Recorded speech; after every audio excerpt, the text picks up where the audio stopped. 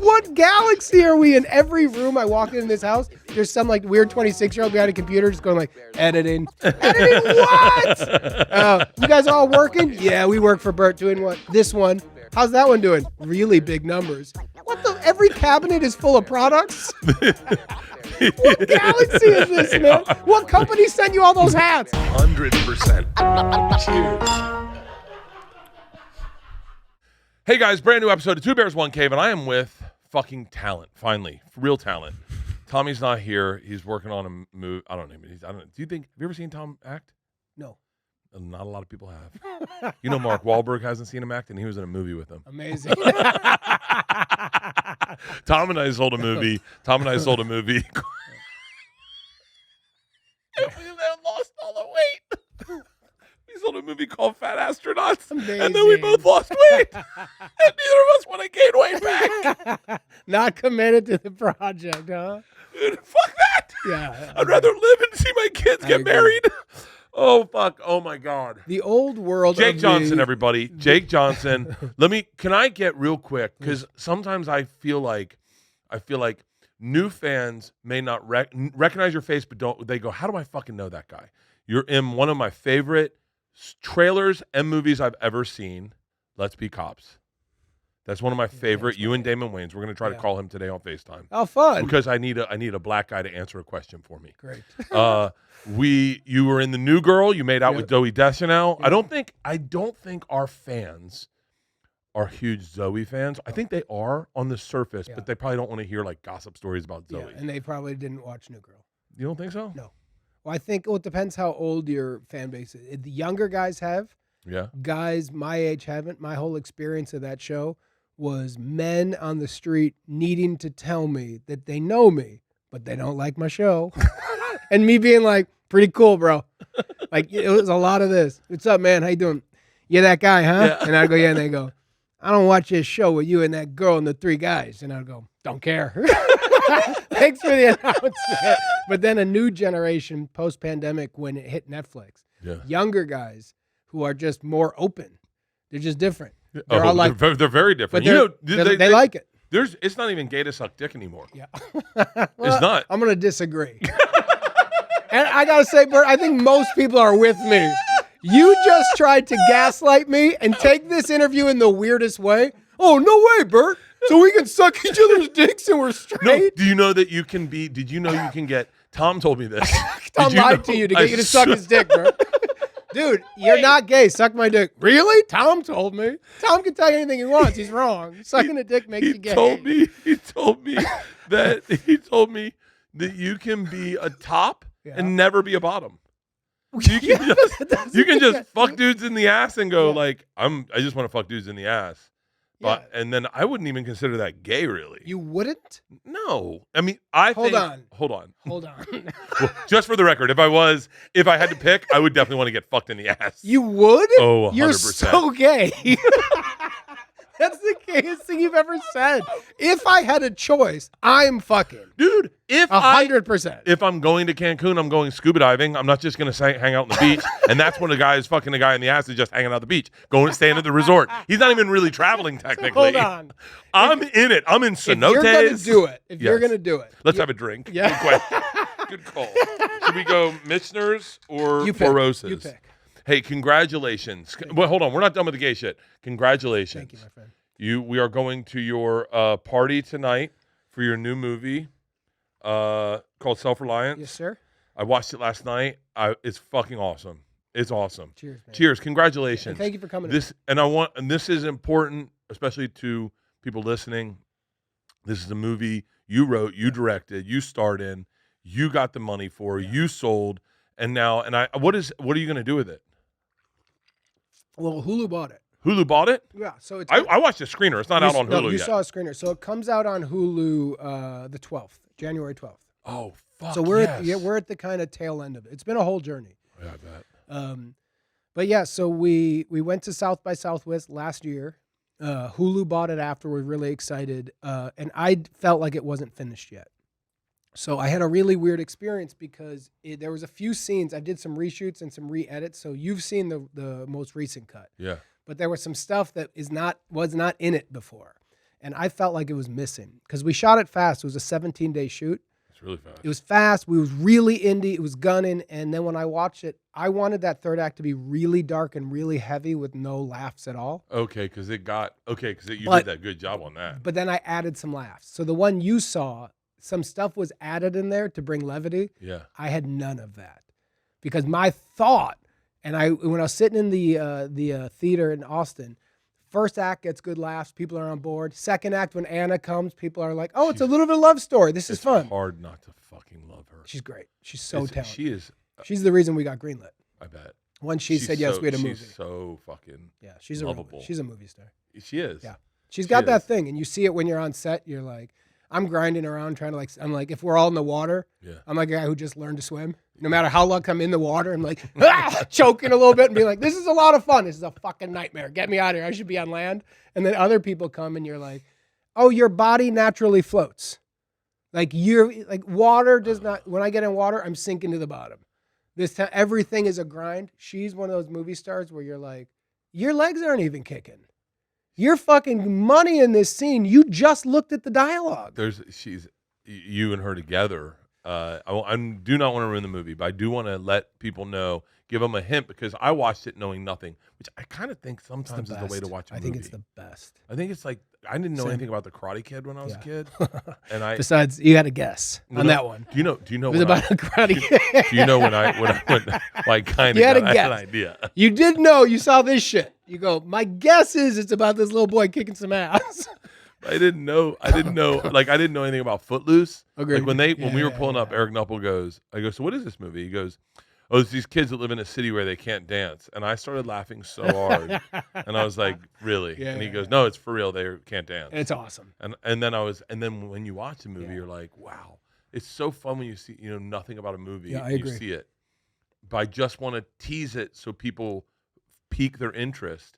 Your movie tickles everything in me that I love in movies. And I love a movie. I'm the perfect intelligence demographic to not know what's going on when the director doesn't want you to know what's going on. Amazing. At the Sixth Sense, I was sitting next to this black dude in dreadlocks, and me and him got it at the same time.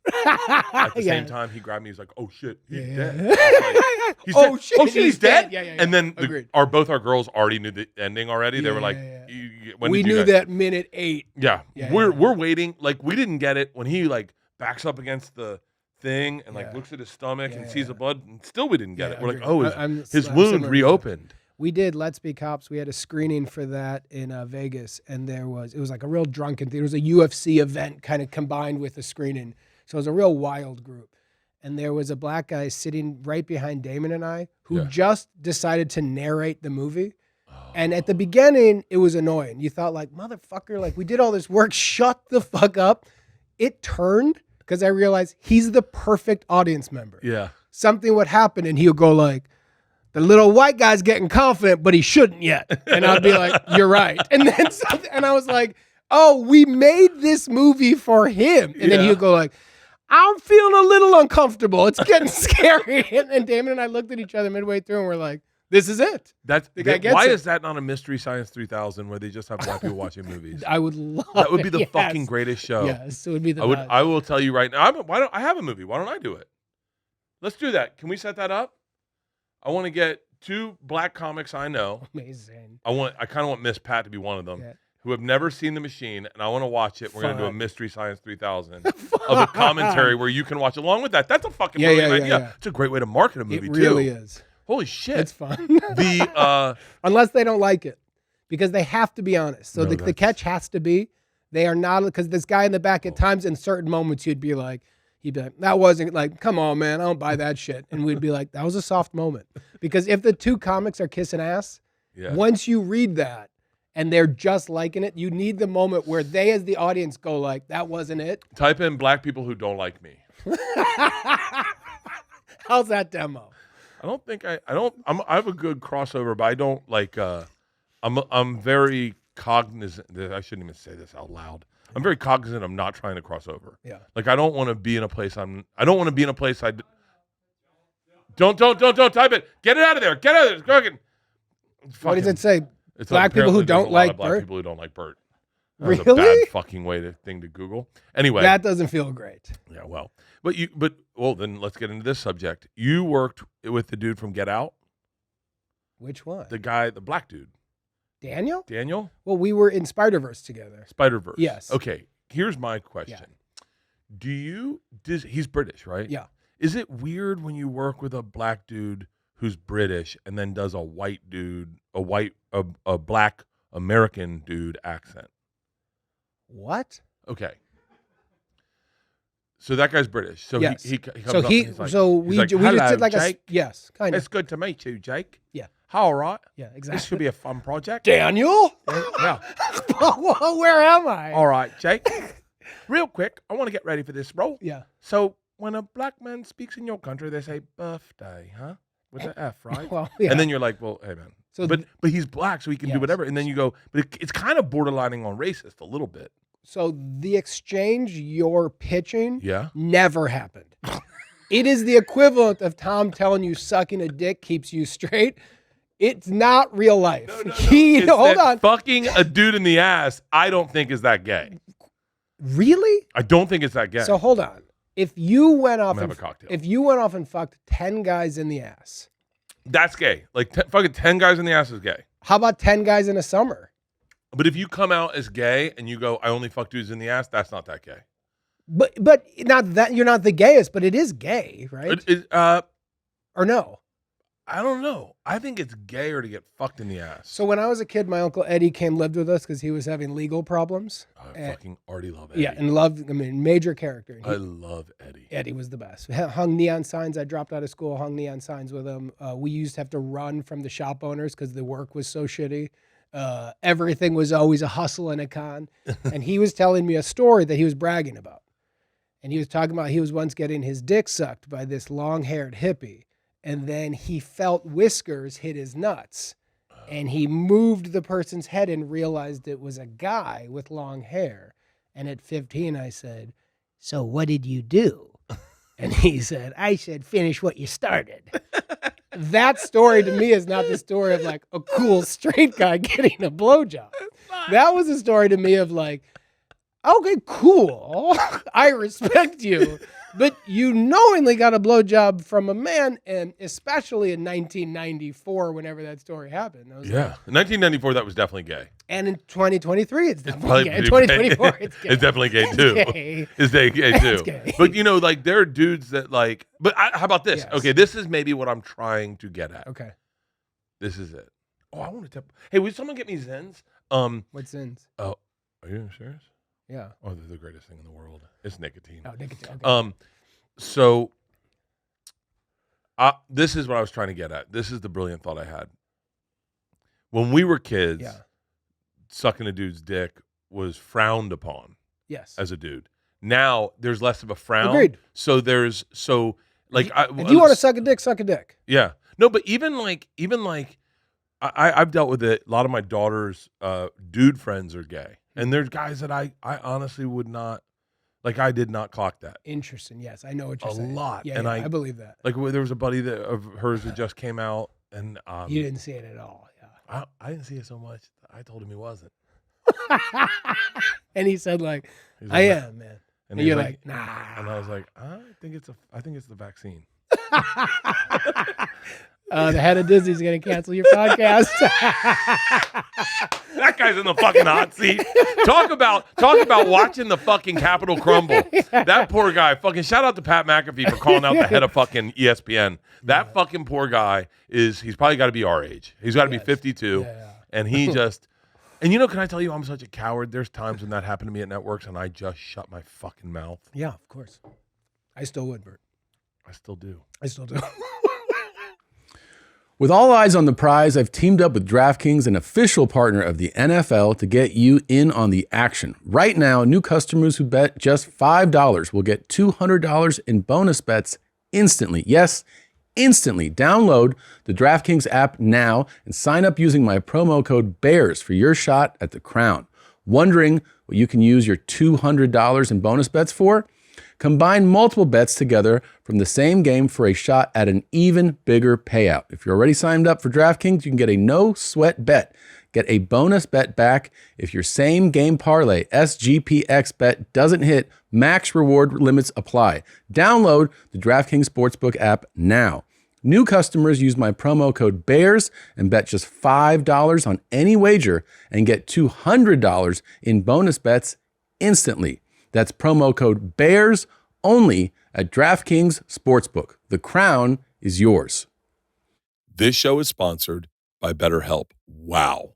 Man, this has been a therapy-rich period for me and my family. I'll just say that right now.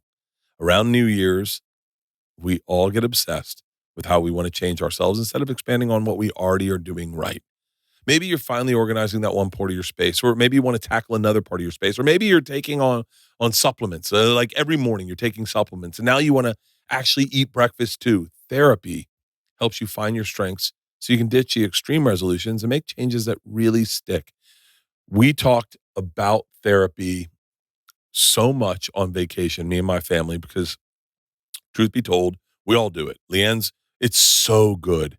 It's so good. And my family's communicating so well because they have the tools to be able to talk to each other. I'm telling you right now, we just got back from vacation. It was the best vacation we've ever had. And I have to attribute it to us all working on ourselves and knowing what our strengths are and what our weaknesses are. And those are pinpointed by our therapists. Everyone's in therapy in my family, and we are all happy as shit. I'm telling you right now, if you're thinking about starting therapy, give BetterHelp a try. It's entirely online. Our whole family's online therapy. Our whole family does online because it's convenient, it's flexible, and it's suited to our schedules. All you have to do is fill out a brief questionnaire to get matched with a licensed therapist, and you can switch therapists at any time for no additional charge. Celebrate the progress you've made already. Visit BetterHelp.com/bears today to get 10% off your first month. That's BetterHelp, HELP.com/bears. And remember, I love you. Well, it's hard because we're in a really wild era. It's the old world and the new world are coming together. But it's still, I mean, my movie's with Hulu. That's where the movie's sold. I would love to get to a spot where you can make an indie movie, we were talking about this before, sell it directly to the audience, and then sell to these streamers as a second run. But I don't know if we're there. Well, here's the question. I think we're there. I think it's got to be people like you. This is the I was saying this to you walking up here. The missing ingredient is you. I was saying this to you walking up. It's like, even with me and my movie, I think that would have been an interesting thing to sell it to the fans. I think ultimately we did. Yeah. I think that's where we got. Didn't you guys go crazy on Netflix? Yeah, Netflix. It's I bite my tongue sometimes, but like we had an opportunity to go into theaters or just go to Netflix, and then at the last minute we had an opportunity to do both. Huh. But at the very beginning I said I wanted it to be in theaters. Yeah. Listen, in hindsight, I should have just gone to Netflix. Right. It would have crushed and it would have been great for all the podcast or all the specials, but perfect. Thank you.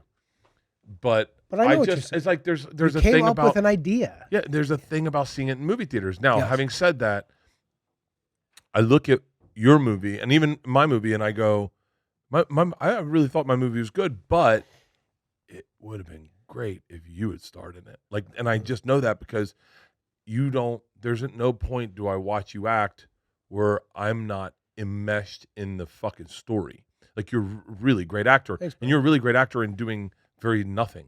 Like, when you're the best is like when you're just talking very casually to Anna and the two of you are talking. I don't want to ruin any part of the movie. You're talking to that one dude and the two of you are going back and forth with opposing opinions. It's so funny. It's so light. And even you don't push jokes. Like, your jokes come naturally. You can tell when comics push a joke. And there's one scene I kept thinking about in my movie where I said, I wish you had said it. I really do. Interesting. You know what's funny about that being opposite is because I came up doing improv and sketch. Yeah. And now I feel like when I was coming up, that was winning. You know, the Bill Murrays did it. The Chris Farleys did it. The Belushis did it. And then I felt like stand-ups were over here and improv and sketch was over here. And now I feel like there's been a big shift. And stand-up is king. And improv theaters are fading. And to do stand-up is kind of everything. And I feel like it's such an interesting spot when you get towards like comedic acting. Because certain stand-ups, you got your Eddie Murphys. Yeah. Those motherfuckers know how to hit a joke in a way that I don't. So certain stand-ups will go on a run and you'll see him as an actor and you'll be like, oh, fucking perfect. But Because you- your job is in front of people, like your life. You're going, because I'll check you out on Instagram after we did our thing and then, worked out together. I was like, oh, Bert's a fucking great guy. So I've been keeping track. You're the first person I've ever done that with, where I said I was going to do something, I followed through. I don't do that Is normally. that true? Yeah, I don't do that. Amazing. I don't do that, but I felt very comfortable with you. Yeah, and you too. It was I was fun. like, and we texted, and I said, "Hey man, I'm working out." And we randomly, you knew my trainer, Yeah. and I said, "Yo, come and surprise her." And then we had a great It was a fucking great workout. work. It was fun. And literally, I said to myself yesterday, I was like, I haven't worked out with him in a while. I should hit him up to come work out with us. And I said to Naomi, Oh, come, fun. yeah, so you should got to come again. I'm in. I leave for Mexico tomorrow. But your life, man, which I've now, because I never aspired to be a stand-up. I didn't understand it. Now seeing it, I'll get clips of you. You're in front of 20,000 people multiple times a week hitting jokes. I'm like, that from somebody who comes from my world, that is insane. So Yeah. your skill set when you get to a set, that must feel tiny to you. No, the difference is, and I don't want to tell you the line I wish you had said, but you said a similar line in your movie. Yeah. And I watched you say it, and I went, so what you have, and by the way, you directed it, so I don't know who gave you notes, but when you tell me, say this line, I'm going to give it to you the way I think it should be said. Right. And they go, give me a different energy. I'm going to give you pretty much the same variation of what I just said. Like, I can say it with a little bit of a Scottish accent maybe, but that's about it. But you have such an ability to take pivotal, it's like the thing with Arnold Schwarzenegger is he never knew that I'll be back was going to be the line, and that's Amazing. why it stuck. That's why you're 100%. Because he didn't put any energy into it. Yes. He just, like, if you told him this is our catchphrase, for He the would, movie, yeah, he would have sold it in a huge way. yeah, You're and, right. I think I did that. But you, in your moments, you're very good at being small, Yeah. but making that small moment very large. But that's the key when we talk about the media changing. And I look at someone like Theo Von. Do you know Theo Von? Killer. I love Theo. Me too. We Theo- tried to cast him in an animated show. We did a show Good called. luck. Well, this was years ago. It was called Hoops. Theo, there's so much you can share about Theo. There's so much you can share about Theo that I choose sometimes not to. Right. Only out of respect for, like, I don't want to be in a clip about Theo. Yeah. But like, all I will say is he hears a drum no one else hears. And he does his own thing. And he has done things that if I told you right now, not nothing bad, no, but just being a real artist, where he doesn't feel it, and he does his own thing, where you'd go, are you fucking kidding me? But he was one of the guys who blew my mind. You, when I came here and we did Something's Burning, that we sat in the back and had a bunch of drinks, and you like broke down the structure. Oh yeah. Dax Shepard, hanging out with him. Dax Shepard's fucking fascinating. He's an awesome guy. Dude, really he's fun someone, talk. I trashed him on Two Bears one time. I didn't trash him, Okay, yeah. but we busted balls. I don't think he's a sensitive guy. He didn't seem. I watched him pull a pin out of his wrist. Yeah, And by the he's an animal. way, I'll tell you this. This is all you need to know about Dax Shepard. He married Kristen Bell. Yeah. Kristen Bell's a fucking gangster. Yeah. She's got all of it. She's an animal. She's got all of it, She's and an she animal. seems to be a pretty legit fucking mom. Yeah. And like, and he's a killer, man. But you three, so Theo, years ago, we were doing this anime show with Gareth Reynolds. yeah. He was one of the EPs on it. Ben Hoffman. Wait, what was the show? Hoops. Hoops. Yeah, I saw that. Yeah. So that was I was the lead voice on that. Ben Hoffman, it's his show, Wheeler Walker. Yeah. Gareth. I don't think anyone knows that. What's that? Oh yeah, interesting. Never mind. God bless. He's a musician and a comedy writer, and an old friend and like an awesome guy. Sorry, cut that out. Hey, it's up to you guys editing in the studio. Cut it out or leave it in. Whatever. Yeah, I think it's fucking whatever. fascinating. Yeah, great. I think it's the most. Whatever it is. It's the crazy. best. It's wild. It's fucking It's crazy. bananas. It's bananas. It's so crazy. So crazy and so committed and so deep that you're like, look. And I also know Someone send this clip to Ben so we can. Someone's clip. Yeah, to see if he. Yeah, I to agree. see if he doesn't want it in because we won't put it in. I think that's right. This is how great it is. Yeah. This is how great it is. I wish and I don't wish he died in a plane crash so we could just share this information, but I kind of do. Yeah, agree. Yeah. Because it's so Well, fascinating. eventually it's going to. What I don't understand is Well, anyhow, we'll see if he'll even put it in. Yeah, But we auditioned. So the part, I play an abusive coach from Kentucky. It was a Ben's inspiration, kind of whatever. We were looking to find the 7-foot kid who was going to be like the prodigy that my guy saw, like, I see the world in you, kid. Yeah. And my guy's trying to get out of this fucking high school and get to the pros. There's a 7-footer at the school. The 7-footer just doesn't have the brain for competition. He's just a weirdo. We auditioned a bunch of people. Do you know that fucking Bert, stop interrupting. Interrupt. Did you know that the majority of 7-footers don't, because they've been famous since they were like in 5th grade. They've been famous. They're the tallest guy, and everyone goes up to him. It causes a lot of social anxiety with them. We had a dude that was the biggest guy at our school, and immediately you just assume he's comfortable with interaction because he's the biggest guy, and he was a very quiet, soft soul. I think he's like working in computers. Here's now. the other side. You know, in the movie, the 7-foot guy in the Michael Jackson thing who attacks me, that's Boban Marjovinic. He's did I say it wrong? No, you're right. Oh. Who the fuck? What are you, a big Serb? I just offended the Serbian community. Okay. What's that? He's in the NBA. Yeah, he's in the NBA. He's 7'4". I wrote the part with him in mind. You know, I'd seen him. I DM'd him to do it. He came on board. He was the opposite. He just did our podcast. This guy. Yeah, I know that guy. He just I thought it was him. he came on the podcast too. He's actually the opposite of that. What he does, because he's so big. I mean, 7'4" is real, and when you're around it, it's otherworldly. It feels like you ate mushrooms. Yeah. Because you just go like, you're like me, but you ain't like me. Yeah. His is the opposite. He says hi to everybody. He makes everybody comfortable, so everybody gets at ease. And I was like, oh, you got that magic gift of you walk into a space and he just goes like, hi, warmth. And it works for him. I would love to be 7'4". Do you know how big my personality would be if I was 7'4"? Yeah, you know how hard it would be to fly? I would have so much money if I was 7'4". Yeah. I would have I so don't much know. fucking A money. 7'4" stand-up. I spend my day at carnivals hitting the fucking hammer on the thing. Ding! Yeah. All day long. I guarantee you're making more money what you're doing. So you're right, Bert. You could get 9 funnel cakes and like $200 a day. I guarantee you got a better. The funnel cakes at Knott's Berry Farm are the best funnel cakes I've ever had in my life. I bet. You can get them. I interrupted you. So Theo Von. So we're auditioning people for this part of Maddie. Theo comes in. I swear to God, it was the funniest thing I've ever seen. I didn't know Theo at the time. Oh.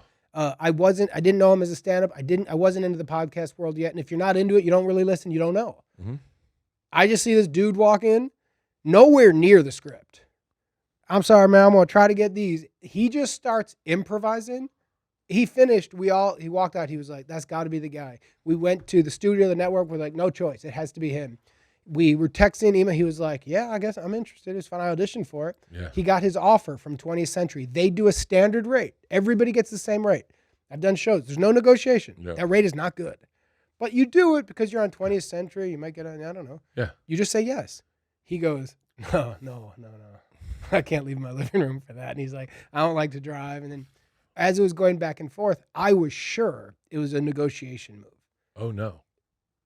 It was done. Oh, no. Never engaged again. And I was like, how? And then Ben goes, he's got a killer podcast, man. And I was like, no. You do this whole game to do film and TV. And that was the beginning of, no, other people are playing a different game that I've been playing since like 97.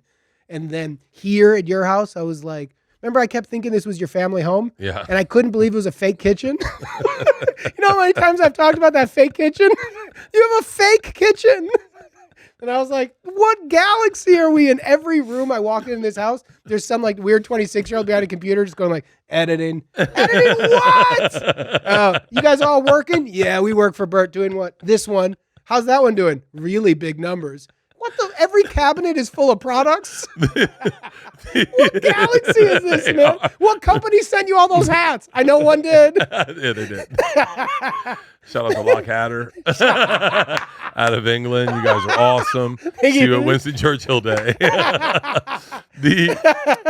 Amazing. Tom was one that introduced me to the fact that the business had changed over the pandemic. I've never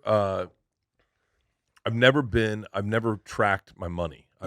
Meaning what? Meaning I know what I made when I started headlining, but This is how little I am with how bad I am with money. The first TV show I got was $5,000 an episode, which is a lot of fucking money. Yeah, agreed. Still to this day, 5,000 is my threshold of where I know you're good. Yeah. If you make $5,000 a week, you're fucking Yeah, good. yeah, agreed. Money. When I found out I was making $5,000 an episode, and it was a weekly show, or it was $5,000 a week. Okay. $5,000 a week. We did 4 shows a week, so technically, when you break it down, it wasn't the greatest money, No. but it was still a lot of Yeah. money for me. I looked at my buddy Eddie Fernandez, and we were on Franklin, and I looked at him and I said, "I'm a fucking millionaire." I didn't do the math. I thought I was a millionaire, and so, but 5,000 when I went to Travel Channel. Amazing. When I went to Travel Channel, I said anything over 5,000, and they're like, "You never get that in an episode." That was then that was an episode. It was still 3 days of work, but Was this the Bert the Conqueror? Bert the Conqueror, and they of gave me course. 7,000 an episode, and I was like, oh, I Now made I'm it. there, I made it. And so that's the last time I remember making money in my head, because I go, anything above 7,000, we're good. Yeah, we can yeah, pay for yeah, our yeah, rent. yeah, yeah. We can pay for everything. The other day I was taking a piss, and I literally said to myself in a panic, like, what happens if everything goes away? What happens? Do I have enough money? And I literally didn't know the answer. But I don't follow money like that. I know I make good money on the road. Yeah. And I know that I feel like I can last Right. for a while, and maybe I can make it to retirement, but like I don't pay attention to money that way. Tom said to me when we first started Two Bears, and we started getting ad sales on Two Bears during the pandemic, I guess I can burn it to the ground like Pat McAfee. Yeah. Travel Channel came to us. I used to be a Travel Channel, and they were like, "Yo, we'd like to hire you and Tom to do a TV show for us." And I was like, "That's why you do the podcast." 100% right. That was That's the model. why you do the fucking podcast. And I went to Tom, and he was like, "Cool, let's do it." So they came back with their offer, and Tom said to me, "We make that. What they want to offer both of us, we make that." And I went, "What?" And he goes, "For like Yeah. a read." And by the way, they weren't offering Shocking. a ton of fucking money I at know, the time. but It was during the shocking, pandemic. dude. And I went, "Huh?" Yeah. And he goes, "For 1 minute of me and you reading an ad, We get that. we get that." But So, they're going to give notes and be in control, and they're Yes. going to decide if we do more. and then It's shocking. And then at that time, we had offers from a bunch of different people to buy Something's Burning. So Something's Burning was at a different company for a while, but I owned it. And so it was complicated, but I owned it. And so I could make the decisions of what happened with the show. And they came to me. And I remember hearing the money and thinking of what Tom said. And I said, I'll do it, but I want no notes. Huh. And they were like, okay. I go, it's what we shoot. You'll get that. I'll just shoot that and I'll give it to you. And we'll give you the edit and you can air it. And they came back and they said, that's awesome. We'd love it, but we'd love a little man on the street stuff. And I went, no, I said no notes. Yeah. And I remember the producer that I was talking to that was helping me sell this project said to me, you can't say no notes. Yeah. I said, well, I'm in a position where I can say no I notes. can see. Yeah, that's right. But it was the old paradigm, and now things have shifted. And I keep going back to Pat McAfee, and I go, not to like, I hate talking about my friends too much on podcasts because I feel like they get clipped out badly, poorly. But Tom and I remember Pat McAfee when he was just a punter with a podcast. Yeah, totally. And I remember thinking, how much of this punting salary is he going to run through on trying this podcast shit? Because his podcast was good. It was good. But I was like, I was in that old paradigm of Travel Channel. Yeah. I think I was at Travel Channel at the time. Yeah. And then I watched him turn into what he is. And it's like, oh, you just got to believe in yourself. I say that to anyone listening. And I know Tom's had some thoughts about money and what to our fans. But the truth is, finding the thing you fucking love and believing in yourself. You did that with this movie. You believed in yourself. You got the money. You wrote the movie. You made the movie. You starred in the movie. You called in friends to do favors for you. And they did them. And the movie's fucking phenomenal. And that's the new paradigm. That is the new paradigm. That's interesting, yeah. It is But because... here's what's trippy, Bert. So here's where the whole world for me... I'm going to have another drink. I haven't had a buzz in 15 days. It's nice. It Why feels not? so good. I am changing my lifestyle, longevity. I'm drinking tonight at your party. I'm drinking tonight at your me party. too. Gareth is going to be there too. We're going to have some fun. Oh, I got a set at 7:15 at the Improv, and then I'm going over out to your party. Fun. Good. You're And going to be jacked up. Ooh, I'm going to be jacked up. I only have one joke that I'm telling tonight that's new. So, yeah. I have one joke that I'm gonna try. I think this is funny. I think it's funny because Tom texted it back to me. This guy DM'd me. He's like, "Hey, you're gonna be in Stockton. I would like to bring the Diaz brothers and a couple of MMA guys and a bunch of people." Cool. And, oh yeah, I'm taking a shit in Yeah, Park City, and I voice text abso-fucking-lutely. Yeah. And then I hit send, and it voice text changed that to, "I'm so fucking lonely." And the guy wrote like, "Cool, so yay or nay on the Diaz brothers." I'm so fucking lonely. You That's know my only what I joke. will say? I'm a UFC guy from back in the day, and I faded a little bit, and I got into it because of the Diaz brothers. When those guys, when Nick, I would argue. yeah, God damn it, Bert! Stop Wait, fucking it's all interrupting. right. Do you I would think- argue that.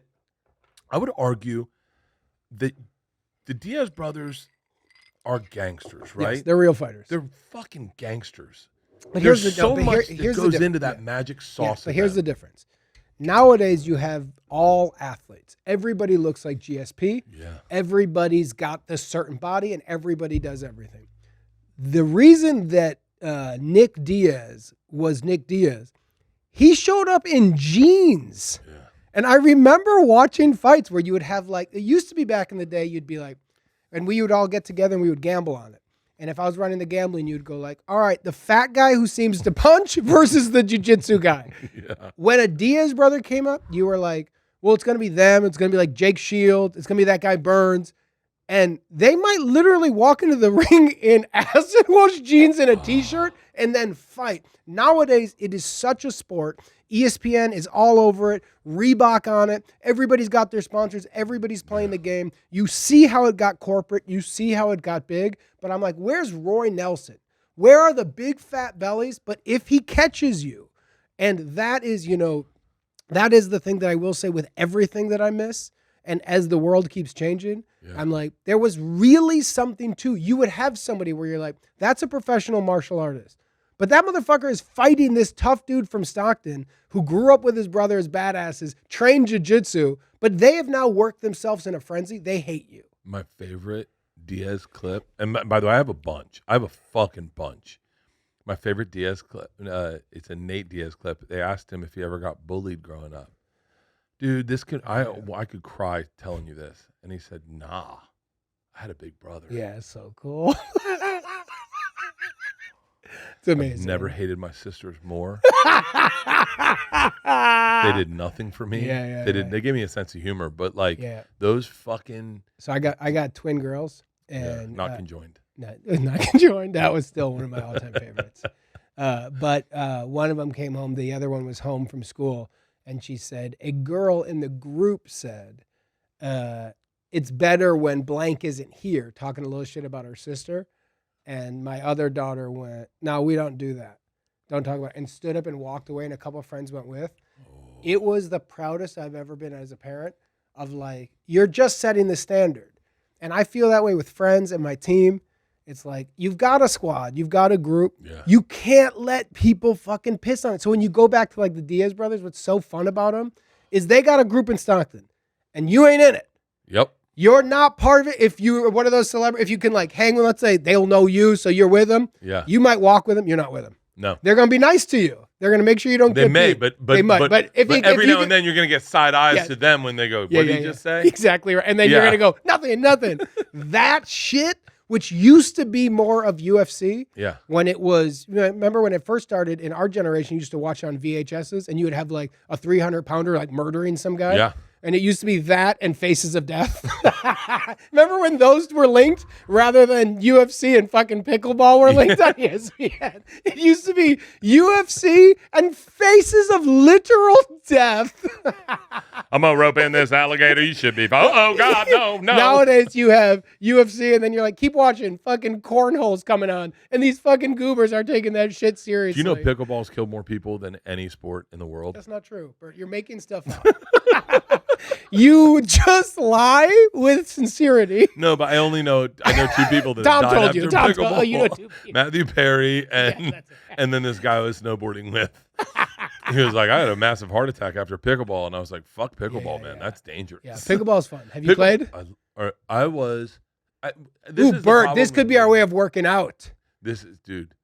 Do not get Leanne started on pickleball. You know, she bought this house so that she could build a pickleball court in it. Really? She wanted to build a pickleball court where we park my bus now because she wants a pickleball court. Fun. It's so great fucking cardio. Fun. It's great cardio. Here's the problem: it's deceptive to older people because it fucks up your knees. No, because they think they're getting a good workout, but they should not be working out, and so that's why they have heart attacks. Did you know Matthew Perry superglued his hands to his knees to stop doing drugs?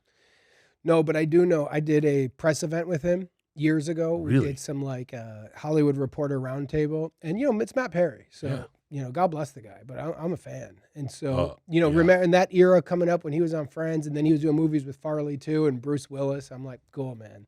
And so everyone was around, and I'm like, I kind of want to chat with him a little bit, and he was crushing Red Bulls. Really? And I go, and I'm an addict, so I get addicted to everything. So an addict sees an addict. You see it really quick. The way you were freaking out about those mints. Can Pete get those mints? Yeah. So anyway, the movie. Can Pete get those mints? Yeah. So the movie, you're like, it's like nonstop. Speaking of time, good time to switch out for a new one.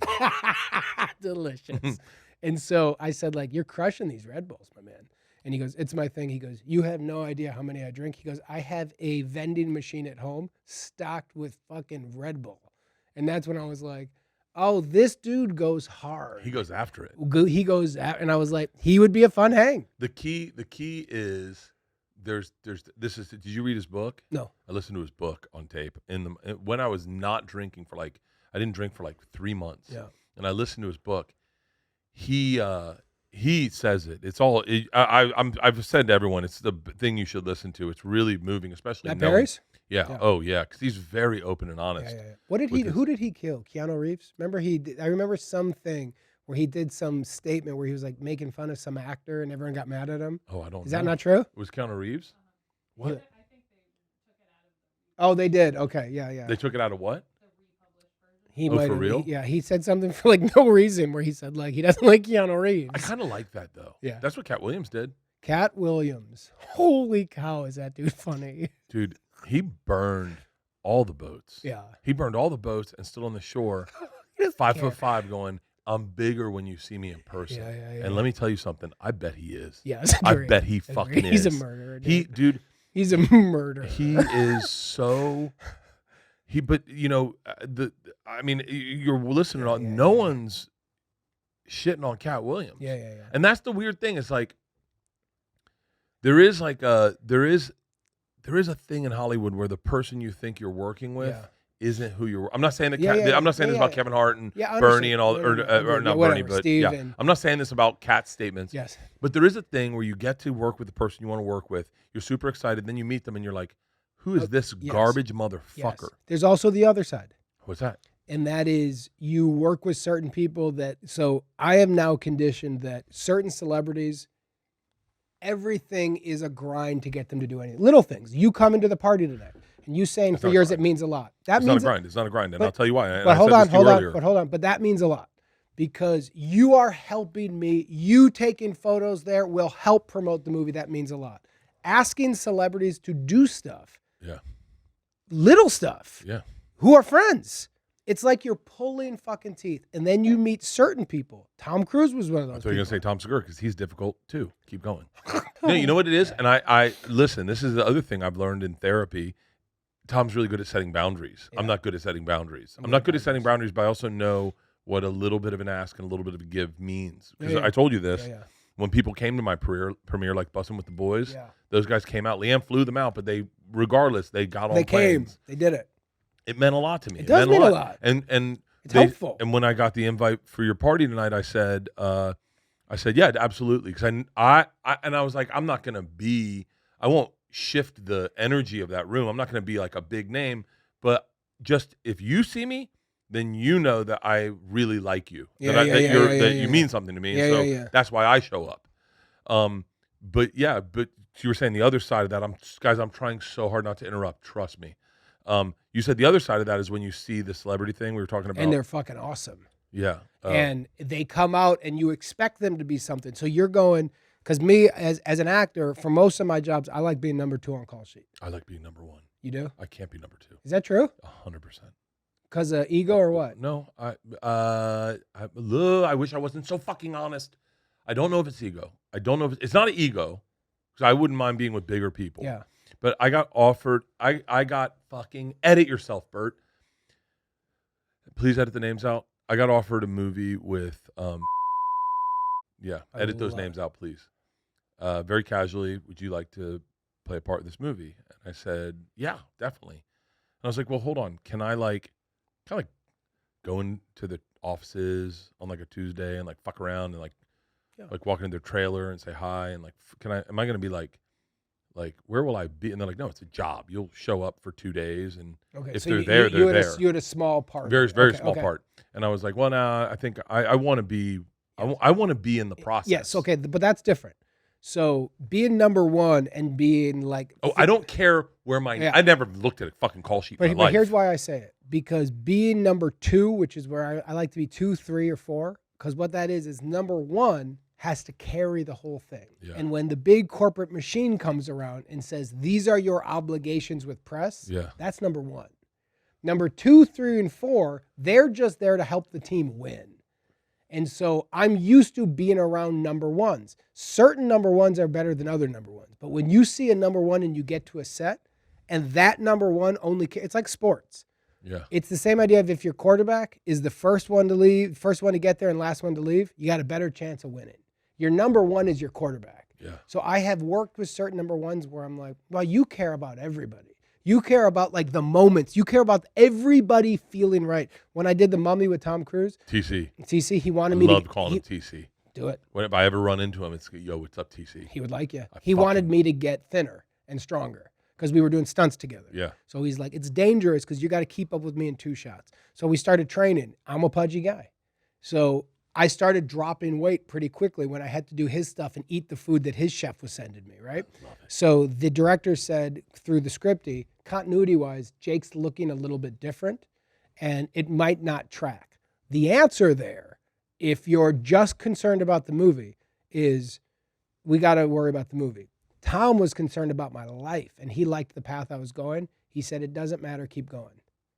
And I was like, yo, you care about me on a human level, motherfucker, as number one. And no one in the audience cared. Okay. But that was like an executive, little detailed, scripty. His face looks a little, and Tom goes, Jake's into working out and he's willing to eat this soup rather than the fries and the burgers he was bragging about. Yeah. And when he tried to pass on the movie, he wouldn't work out. He likes doing workouts, which I still have in my garage because of him. Yeah. And like doing it I like it now. Okay. Know Me, for example. That to me is the other side of Hollywood that doesn't get talked about because there's one voice, and that is the dark underbelly of Hollywood. I've never seen that dark underbelly. Yeah. I see some egomaniacs who are bullshit and they're just annoying kids, and other people who are fucking awesome humans who are lifting everybody. And I'm like, fucking more of you, motherfuckers. All right, here's why, and I apologize to TC if he's hearing this. Here's why I can't do a movie with TC.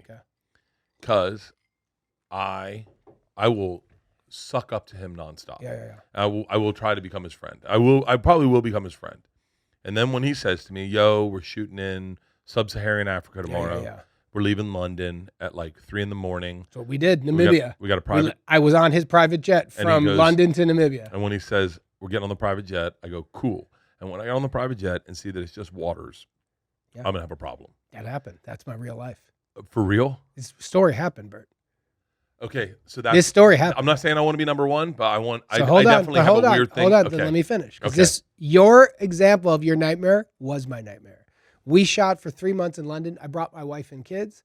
Then we had 3 weeks in Africa where I was doing all the stunts. Did you tell me this story? Is that why I just said it to you?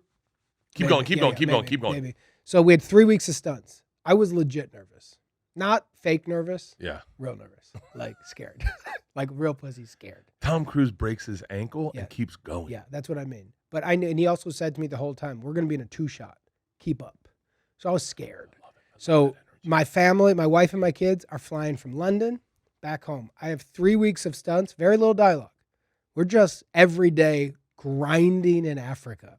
I have a flight from whatever airlines they booked me on, first class. Got the fucking little bed. Yeah. I cannot wait to say goodbye to my family who I love. And I don't drink around my kids. So I'm different. I'm a dad. Yeah. Alone on a plane, I'm back to being me. I'm a degenerate. Fucking throw him back, fat boy. Double Jack on the Rocks. Yeah, whatever you want. You got any snacks? Yeah.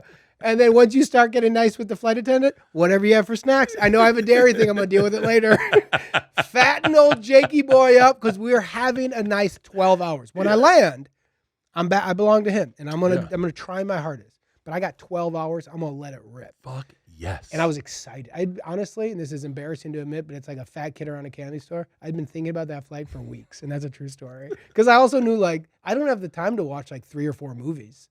Yeah. In real life, I'm like, I'm busy. I'm always grinding. I love grinding. Yeah. So I'm like, 12 hours to sit in a little cube and drink and watch stuff. I don't have it. I got it there, and I'm being paid. Fuck yes. I get a text from Tom's people saying Tom would like you on his private jet to run lines. Oh, and you know he's got a G6. Keep going. Yeah. What is the G6 mean? It's the big one with the bed in the back. Yes, he does. I know he does. Yes. So I go, is this negotiable? Because I got a ticket. I'm leaving in 2 days.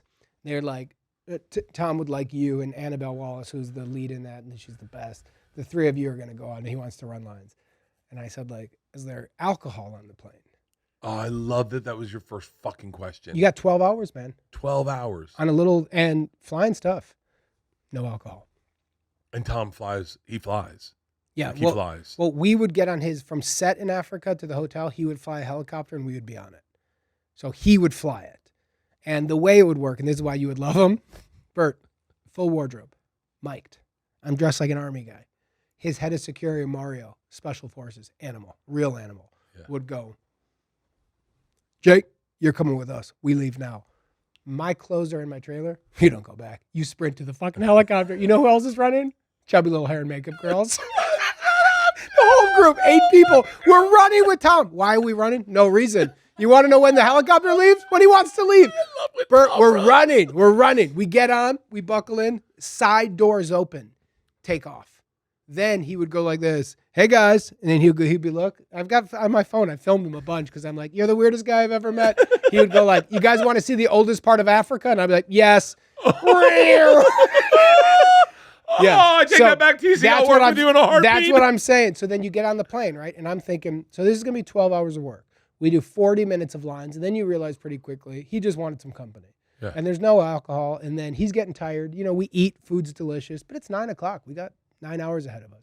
And he's getting ready to go to bed. And I'm like, he kind of fucked me. You invited me to a sleepover party. You don't have Nintendo. I'm fucked, my man. So then he goes, you guys want to watch a movie? And Annabelle, who was, Annabelle Wallace is a killer. She's so funny. She had the guts. I didn't. And she goes, yeah, we're looking for a good movie. You recommend anything? And he goes like, yeah, well, I've got everything. I've got like Apple TV or whatever he had. And she goes, well, can you pitch some good movies? And I go, anything with Tom Cruise in it? He then pitched his library as a joke. Bert, his bit timing, we were cry laughing. He'd be like, if you like a romantic comedy with sports, he would then pitch that one. Jerry Maguire. Everything. He went line by line. Oh, what movie do I watch with Tom Cruise on his jet with him? Pull up. Hey, can you pull up? Born on the 4th of July. No, I'm not watching that one. That was depressing. It's a great performance. Magnolia, his performance in that is incredible. If I was on a private jet with Leonardo DiCaprio, first movie without a fucking doubt. Gilbert Grape. Do Arnie. I want to see you do Arnie now as an adult. Fuck yes. No way. Dude, he was so good as Arnie. He was so good as Arnie. Know, and you know he can still do it. You know, That's if I had hosted the Golden Globes. My first opening line would have been Why don't you host one of these things, Bert? Never. Why? I'm fucking not that comic. I'm not that comic. Meaning what? Meaning like I talk about my life, and I think I'm better at talking about my life. I've actually thought in watching the Golden Globes how I would have approached it because I think hindsight's 2020. Yeah. I would have. How do you think he did? I think he did great. I thought, So I didn't see the show. I just saw backlash about him. Yeah. And I don't know the man. And then I saw an 8-minute clip, and I was like, I don't get that, but these are fun. This is a good bit. No, what's it was. Here? I didn't get too in the weeds on it. Yeah. I like Joe, and I when he did it, I was so excited for him that everything he said, I was like, fuck yeah. Like, sure, there were some bombs in there. But what is? Here's my question to you then. What do you think that is? That all of a sudden the headlines, because the reason I don't watch those award shows, I don't care about them. Really? I don't care. Really? Couldn't care less. That whole even I care and I don't care. I really don't care. Couldn't care less. Never. And I've been to them when New Girl was getting nominated and Spider-Verse. Even while I was there, I was on the stage during the Academy Awards when we won. it doesn't, there's, you know, certain things really like satisfy you and feel good. Like when you said you didn't care about money, I could not relate to that. Money is the validation for me because that means it's like real, it's happening. Numbers, the analytics. I was talking to Leanne about this before when we first started. The numbers matter. So for the podcast, we're here to help. When we started doing that, I was like, I don't know. Gareth was really pushing it. And I'm like, I don't want to do a fucking podcast. I didn't get it. He's like, you're going to not only like it, but it's going to work. You're going to see. When we started, those numbers, because I study the numbers of everything I do, are dwarfing numbers of big corporate stuff. Yeah. And I'm like, by the way, thank you for doing our show. Of course. But I'm like, how could these numbers, and at that time we didn't even have a studio. We're filming Zoom. Yeah. But I'm like, these numbers are beating the numbers of this show at these and that's when I started getting like, fucking exciting, man. Yeah. But the idea of an award show, you're paying a publicist, you're paying a stylist, you have to go to an event that is not fun to be at. Yeah. For a network to make money on ad sales, and then a guy like him who does a set, he got 10 days before. How could the headlines not be like, great job, man? The what are these headlines? The news cycles have learned what podcasting did originally, which was say wild shit and people tune in. And, how interesting. And so it doesn't pay to go, Joe Coy did just solid job. Did a solid job. Man, can you believe this guy got it in 10 days? Had 10 days to prepare, and this is what he did. This is pretty good. You know, a comic who's never been in the movies, the scale of these guys, hung with the. I'm crushed. Look, I mean, listen, I'm definitely not, and I have been in the business, but I'm not in the business of trashing comics. I have done it before, but like I always try to find the bright side in what people do, and all I can tell you is I would have done worse. I would have done way worse. I would have done. Joe killed it in my perspective because me on there, I would have been nervous. I would have been sweating. Same. I would have been shirtless. They would have been like, who the fuck's this guy? My opening joke, I already figured out, like in hindsight, how I would have approached it. What would it have been? I would have said, I would have mentioned my movie, obviously. Hey guys, I'm sure you guys all know me from my major motion picture, The Machine. Martin Scorsese, I hope you saw it. Yeah, great. De Niro, we went out to you. You passed. Big mistake. Killer Flower Moon, kind of long. But anyway, and then I would have immediately gone, Leonardo DiCaprio's here. Who remember?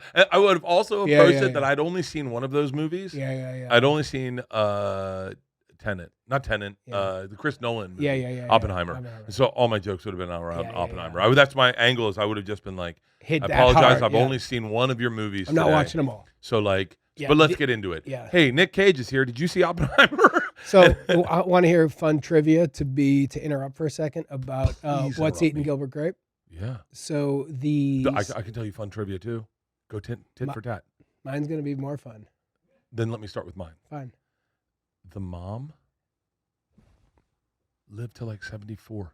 Good for her. Yeah, right. God bless her. She'd be dead at 50. Same. Yeah. I also think you're lying. Google that. That. I could be lying. I think that's a lie. I could. I'm not lying, but I think my memories are weird. I read stuff and then I know how it makes me feel. Bert, you started this with sucking dick doesn't make you gay, and I would be about him. Her name was Bonnie Grape? No. Oh no, that's her. What a fucking. Died in 2017 at the age of 69, close enough. Maybe sucking dick doesn't make you gay. I read the fact and I tell you the information of how the fact meant. Well, also she lost 240 pounds in 2012. Oh, I didn't after a series of health issues in 2010 that nearly killed the goddamn woman. I didn't read all of it. I didn't read all. I'm like, if she stayed that size. You ready for another fact? Yes. Don't forget your fact. I can't. But this is a fact I feel like I read. Yeah. But then I like to tell everyone what I read. Okay. And it's probably not accurate. Yeah. You created Drunk History. Yes. No. I was. Just leave it at that. You created Drunk History. No.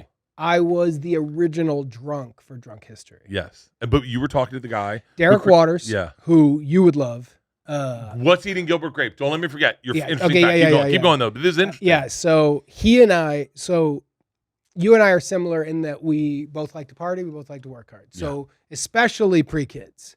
So it was that. Oh, I didn't even work hard before kids. I phoned it in. By the way, for the first time, one eye closed. I said pre-kids, and you were like, I phoned it in. Amazing. I flexed my white privilege until it stopped working. Your backstory about college is incredible. Dude, I am. It's incredible. There's no reason anyone should like me. It's an incredible backstory. Anyway. Oh, you know what you should make as a movie? Van Wilder again, but with you as the guy. And you know, like Rodney Dangerfield went back to school? Yeah. A back to school where you're a fucking whatever, you go back to school at a certain point in your life and you go, you motherfuckers don't know how to party the way we used to. I'm going to show you how to do college. I'd kill those kids. You would kill those no kids. more sucking dick. No more sucking dick. You guys have convinced me. All right, never mind. I'm sucking dick. Let's fucking go. So here's my trivia. Okay. The older sister in that movie, Mary-Kate Shellhart, I dated. Throughout, we went to the same high school. We came out to LA together, stayed in a The one hostel. that made the cake? Yeah, she made the cake. Yes. Yeah. Mary-Kate Shellhart was in my high school. We grew up together. She was the only actress in our whole town. She had that movie poster in her basement. She had Apollo 13. She's a really talented woman. She went to Carnegie Mellon. And in high school, we ended up dating at the end of high school into college. And I was around her during that whole period as well. We came out here. She had a pilot season when we were 18. We stayed at a hostel on Hollywood Boulevard while she was auditioning. I would walk with her to auditions. And then... That's a pretty good trivia. Yes, it's good that the mom lived. Way better than mine. Mary-Kate Shellhart. I just watched that whole movie. She's a great to end. actress, by the way. I watched that whole movie beginning to end. It's a fucking awesome movie. It really delivers. I didn't realize that the grandma and Julia Louise Dreyfus, not Julia Louise Dreyfus. It's a different movie with her. Grandma. Lewis. Yeah. Why is he climbing? What was I saying? Don't know. Oh, that they left for a full year. You mean what? They left Arnie and Gilbert for a full year. At the end of the movie, they go for a full year on the road with their caravan and come back and pick them up. Wild. I know. It really is a great movie. You want to hear another trivia about Johnny Depp? You might know this. Hold on. Let's take our time. Are you a big JD guy? I got a voicemail from him. Saying? Bert, it's Johnny. Hey, I understand you like to have a couple drinks, like to party. Come on over to my house. Really? Yeah, we'll text you the address. Do you have it? I fucking new phone because of goddamn fucking internet. And I lost the Segura voicemail. Probably fucked it up, huh? No, me. I gave out my phone number. And so I'm not the smartest guy. Okay. And Johnny Depp. Johnny Depp. And I was at a Christmas party with my kids. And I left. I said, guys, Johnny Depp called. I'm going to go party with Johnny Depp. And? He wasn't there. I spent the night at his house. Wait, what? I went to his house, spent the night in his house, partied by myself with Stanhope. Stanhope was there. This is the weirdest story I've ever heard. Man. We ended up, he's like, Johnny should be back any minute now. Hold on. Johnny Depp invited you to a party. Mm-hmm. You went. He wasn't there. Doug Stanhope was there. And me and Stanhope stayed in Johnny Depp's house. Just party. Just drinking cold beers and then whiskey. And then I slept in Johnny Depp's bed. Really? I slept in Johnny Depp's bed. And it was like Jon Snow's bed. Yeah. There was like a wolf cover. I'm being serious. I mean, I'm sorry, Johnny. It was like the crazy. I mean, I spent the whole night walking through his house looking at his shit. Why wouldn't you? And it was like, you'd be a maniac not to. Johnny Depp's my big white whale. I got a couple big white whales I want to party with. Yeah. Who are they? Top three. Well, I know this isn't popular, but I want to catch Ben Affleck on a fall off the wagon night. I want to catch him. Seems fun. I want to Ben Affleck so I have a sad Ben Affleck story. Oh. And it was the beginning of when I realized my career wasn't what I thought it was going to be. It was, you have your dreams. Yeah. Oh, I still have them. Yes. And your dreams, for me, my dream was always like doing cool stuff and cool people thinking it was cool. Right. And, just doing the good, whatever the quote unquote, the good stuff is, that was the idea. Yeah. And still is. Not for me. And New Girl started, and I knew it wasn't the cool show, but he had a fan base. And when you go back to the $5,000, I was making money I had never been making. I was pretty fired up. So we get an idea they contact us and say, do you want to host an award show called like the Do Right Awards? And I said, no, thank you. I'm not a host. And they said, Lamorne would really like to. And the rate was something like $20,000. A Lamorne? Lamorne, who's in the show with me, really good friend. I'm sorry, yeah. I love the idea of a Lamorne, and I'm going to talk shit to him about that. You were referred to as a Lamorne. Wait. Is he the black dude? Yes. Yeah, okay. Oh, he's one of them. Damon's the other black dude. Damon was in that? Yeah. Oh, I didn't know. Yeah, Damon was in the pilot, and then I convinced I him accosted him one night. about. Oh wait, were we going to call Damon? Oh, we're FaceTiming Damon to find out if he finds it offensive when British dudes do black dudes' accents. Should I call him right now, or do you Yeah. have his Hold number? on. Yeah, Don't okay, fucking Sorry, forget sorry, the sorry, Ben sorry. Affleck story. Okay, so anyhow, they say that I wonder Lamorne if was. Damon Wayans Jr. knows who I am. Yes, I'm sure he does. I don't know. Damon is an everyday text buddy. Really? Yeah. For real? Love Damon Wayans Jr. Love him. We've tried to put things together. He is the best to work with. He's an unthinkably good writer, great stand-up. His family is His pedigree, man. His pedigree. And it matters. That shit matters. His family's OGs. You notice they didn't come up with Katt Williams' monologue. You know what's hard about being around somebody who's like pedigree like that?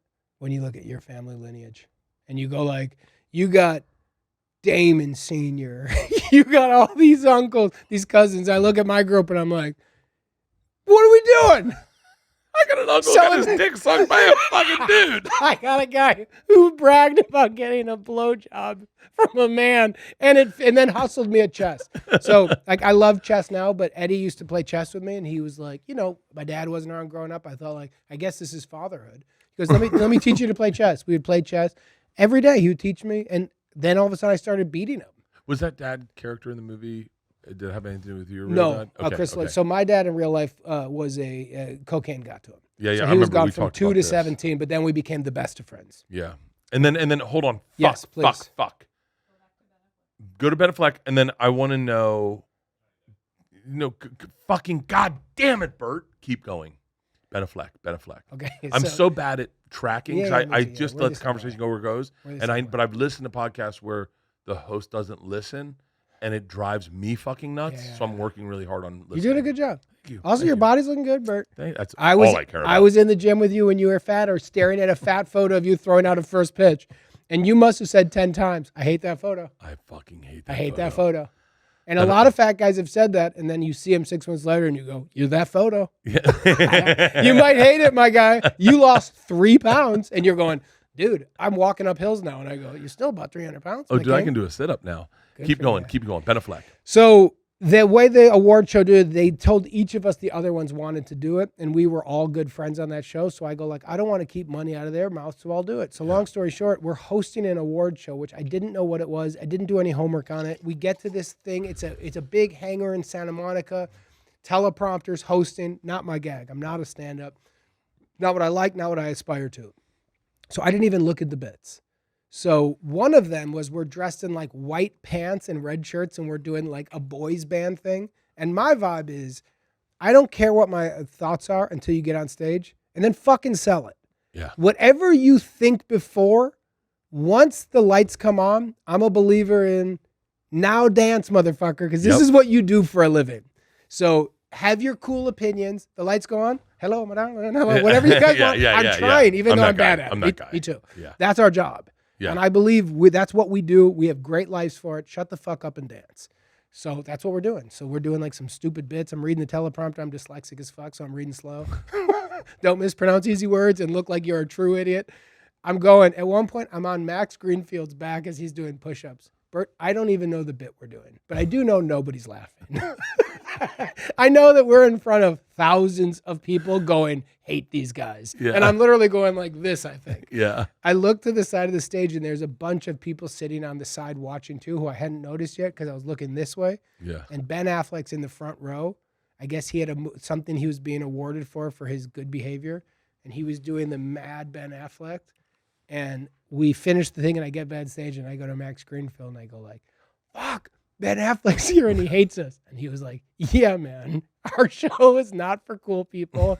Your career is not what you thought. And Ben Affleck hates you. And he was just doing Argo. And I had this moment of like, he's right. Dude, but that's the fucking, that's the thing. I was telling you about that Bernie Mac clip. Yes. And the thing is, you don't have to be for everybody. Yeah, agreed. You really don't have to be for everyone. And I will never be accepted by the Hollywood elite. And I only know that because I was never accepted by the comedy elite. The comedy elite, it wasn't until I started doing arenas that the comedy elite started reaching out and being like, hey, can I, I'd love to be on your podcast. And you're like, I've been a fan of you for fucking 20 years. Yeah. Of course. But Even if they're lying, Bert, so here's what I will say on that, because I'm going through a huge change that connects to that. Yeah. I've always thought you make projects for critics to like so that the town likes. And that means the gatekeepers allow you to make another one. What this new era of podcasting people have showed me is the only thing that matters is the audience. That seems so basic, but that has not been the structure of the game. Yeah. The structure of the game is the Hollywood elite, whatever that thing is. And that shit's not this fake dark conspiracy. People pretend it's one thing. It's not. Yeah. It's high school. Just a few people. Yeah. But those agents, those managers, those PR, whatever that circle is, I don't know. I'm not in it. They need to approve. The critics all need to approve whatever this agenda is, whatever I'm trying to do. And if you're in there, you're going to get lifted up. But then when they decide to knock you down, you're knocked down. Then over here is an ocean of audience. And I'm like, why are we facing this way? Yeah. Shouldn't we be doing what we all did when we started? When I started up, I had a 2-man comedy show with my buddy Oliver Riley, and we toured the country with it. We wrote a sketch show, and we improvised. We would just go directly to audience. If the audience didn't laugh, we would sit in the apartment, get really mad, and rewrite it. Now, all of a sudden, it changed as opposed to like, well, what did everybody think? Well, the audience didn't seem to like it, but we got these notes. The notes are good, so we're good. Yeah. And now I'm going back to, for the first time in years, which makes me feel like I'm 25 again, the only thing that matters is the fucking audience. Mm-hmm. Who cares about all this other shit? If people show up for you, you're winning. I would argue even sometimes it benefits you to do stuff, and I'm using Rogan as the example of this, but I know for a fact, and you triggered me when you said the word, if they didn't like it, you went back here. Yes. I remember I got offered the Man Show at a really weird time. It was gone for a while. Right. And I got a call. I was in Edmonton. And they said, hey, we want to give you the Man Show. Would you do it? And immediately I was like, fuck yeah. I mean, I have huge respect for Kimmel, for Carolla, for Joe, for Doug. And I was like... Wait, the second thing was Rogan and Doug Stanhope? Yeah, they did it again. Weird. And so I called Joe. Apologize, Joe, if I'm speaking out of school, but you're my friend and I'll apologize to you in person. But Joe told me, do not do it. You'll be put in TV timeout. And he said, that's the way this business works. They put you in TV timeout, and I've been there, and you don't want to be there. And he's like, just the things are changing, and you can do your own thing. Just do your own thing. Like, just do it. I'm not saying that he said do it with Tom, but I know for a fact that the next call I made was Tom. I said, hey, I got offered the Man Show. Do you want to do it with me? And Tom said, no. He said, we could just do it. And ultimately, I think we did do our version of it, our thing. But you're totally right. But I would argue in the same token is that Joe taught us that not, and I say this with massive respect, is that he would do things that as an audience member, as Joe's audience member, I've always been a fan of Joe's, that I didn't know I liked. I didn't know what I wanted. I didn't know, but Joe was like, you trust me. I'm curious as fuck. He is the most curious man you'll ever meet. Trust me as my fan, and I promise I'll bring you good shit.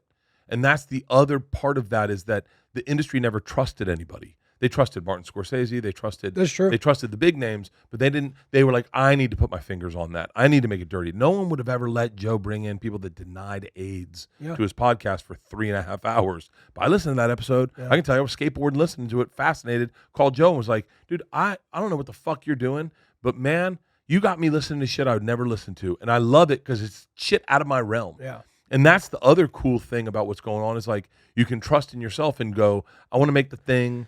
I want to make the thing that I think the fans will like. But here's the catch with that, because I totally agree. So what we're finding in our podcast, and why I'm getting addicted to it, is you get to see the numbers. So we'll have a thing like, there was a guy who was dressing up like, or pretending to be me in bars, right? So this really happened. I talked about it on Kimmel, but I got a note from a girl. I get a DM from some random 20-year-old girl. And I look at the DMs, as much as I can. I think it's fun to go back and forth. Some random girl said, it was really nice to meet you last night. I don't go out a lot at night. Yeah. So I go, well, you didn't meet me last night. She goes, yes, I did at the Rain Dance Festival, and you gave me such sweet advice. And I said, I need to be very clear. The person who gave you advice wasn't me, and she sent me a photo of the guy. Oh, please let me see this. Well, it was, that guy.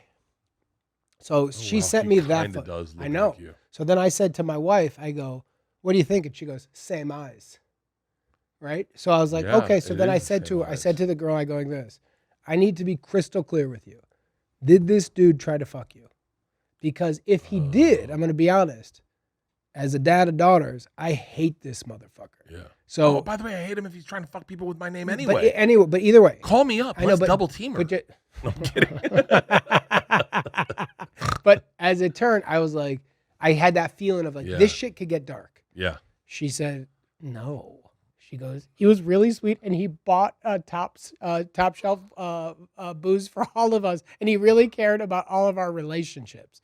So I was like, all right, this shit's funny. So then I found out his friend owns a Viagra company called Mango. So I go, what? So she goes, yeah, they were giving like free Mango out. So I got on Instagram, I found Mango, I found the guy. I had a photo of him. So I sent this guy, Jacob Cohen, who runs Mango, His photo. Name's Jake too. Yes. And I said, hey, bud, I know you were with a guy pretending to be me. I have proof of it. I'm not like, I know you guys didn't try to fuck anybody. I know you're not creeps. Let's have this fun, right? Yeah. But I need fake Jake's info. And I'd posted things on Instagram like, fake Jake, I'm coming for you. I need to talk to you, bud. Yeah. We have to have this chat.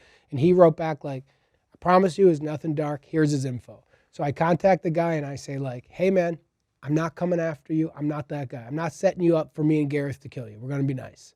But just come on the show and let's figure this out. So fake Jake comes on the podcast. We do a whole thing. We're here to help, which is, we're helping me figure this out. So we have him on, we do the thing. We didn't have to run that by anybody. It's just a 2-off. That's not the structure of our show. We go right back to calls. Had I pitched that, and I know this because I had a company at 20th Century for 5 years. I had a production company. I've developed movies, TV shows. I've done all that.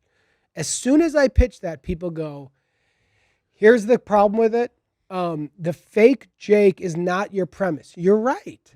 But we just want to give the audience this, and I think they're going to like it, and I think the audience is smart enough to then realize it's just a 2-off. Yeah. And they were. And that was when my beginning went like, if I had to pitch this, it dies. Yep. But if I just give it to the audience, we'll see. And if people don't like calls, we started doing too much shit about sex.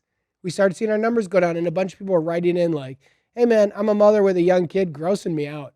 And even my wife went like, I'm doing dishes. Like, hearing about an orgy is gross. We went like, it's really funny to me, but let's cool back a little bit. The numbers went up. The way I look at life, especially with my marriage, and I think sometimes I go too far north on it, but like, I'm in a weird relationship. I'm a weird person because I wasn't a big sex guy to begin with.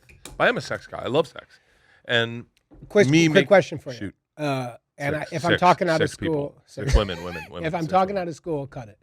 But I don't think I am because You're actually I know I'm never- not. I know you're I'm not. never talking out of So school. now that you're doing testosterone, Yeah, does it change that? my dick's hard all the time. Is it? Yeah, it's hard when it shouldn't be hard. God damn it. As a matter of fact, we have a hard time. Cut it if this makes you uncomfortable. We have a hard time because my dick will be hard, but I won't be able to have an orgasm. And that's never happened to me.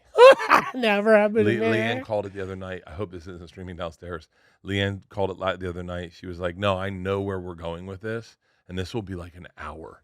Because it just So is you're an hard. It's animal hard. now. It's hard all the fucking And what's time. your goal? Where are you getting with your Just body? to come. No. Just to blow a What's load. the goal, Bertie? Because you're changing physically. Oh. Are you going to try to be six-pack guy? I mean, I would love to. I remember hearing people say to me a lot in my life, if I lost weight, I wouldn't be funny anymore. Yeah, I don't think that's, no. by the way, I think I never thought I was funny to begin with. So I don't know what you're talking about. At least I'm in shape now. If you're telling me it was my belly, I'll gain it back. No, Happily. I would, I'm still fat. Like if I take my shirt off, I'm still 230 pounds is still overweight. I would love to be in shape and feel that only because of health benefits of like, it feels good. It does feel different. To get out of a couch. Like to swiftly get out of a couch or to like today I was doing knees to chest, like things. And it felt good to have full range of motion. All that feels good. I just want to feel good. Yeah. Like it's my same thing with drinking. It's like I don't want to quit drinking, but I definitely want to measure it so that I can keep drinking. That's what my buddy Steve Berge said.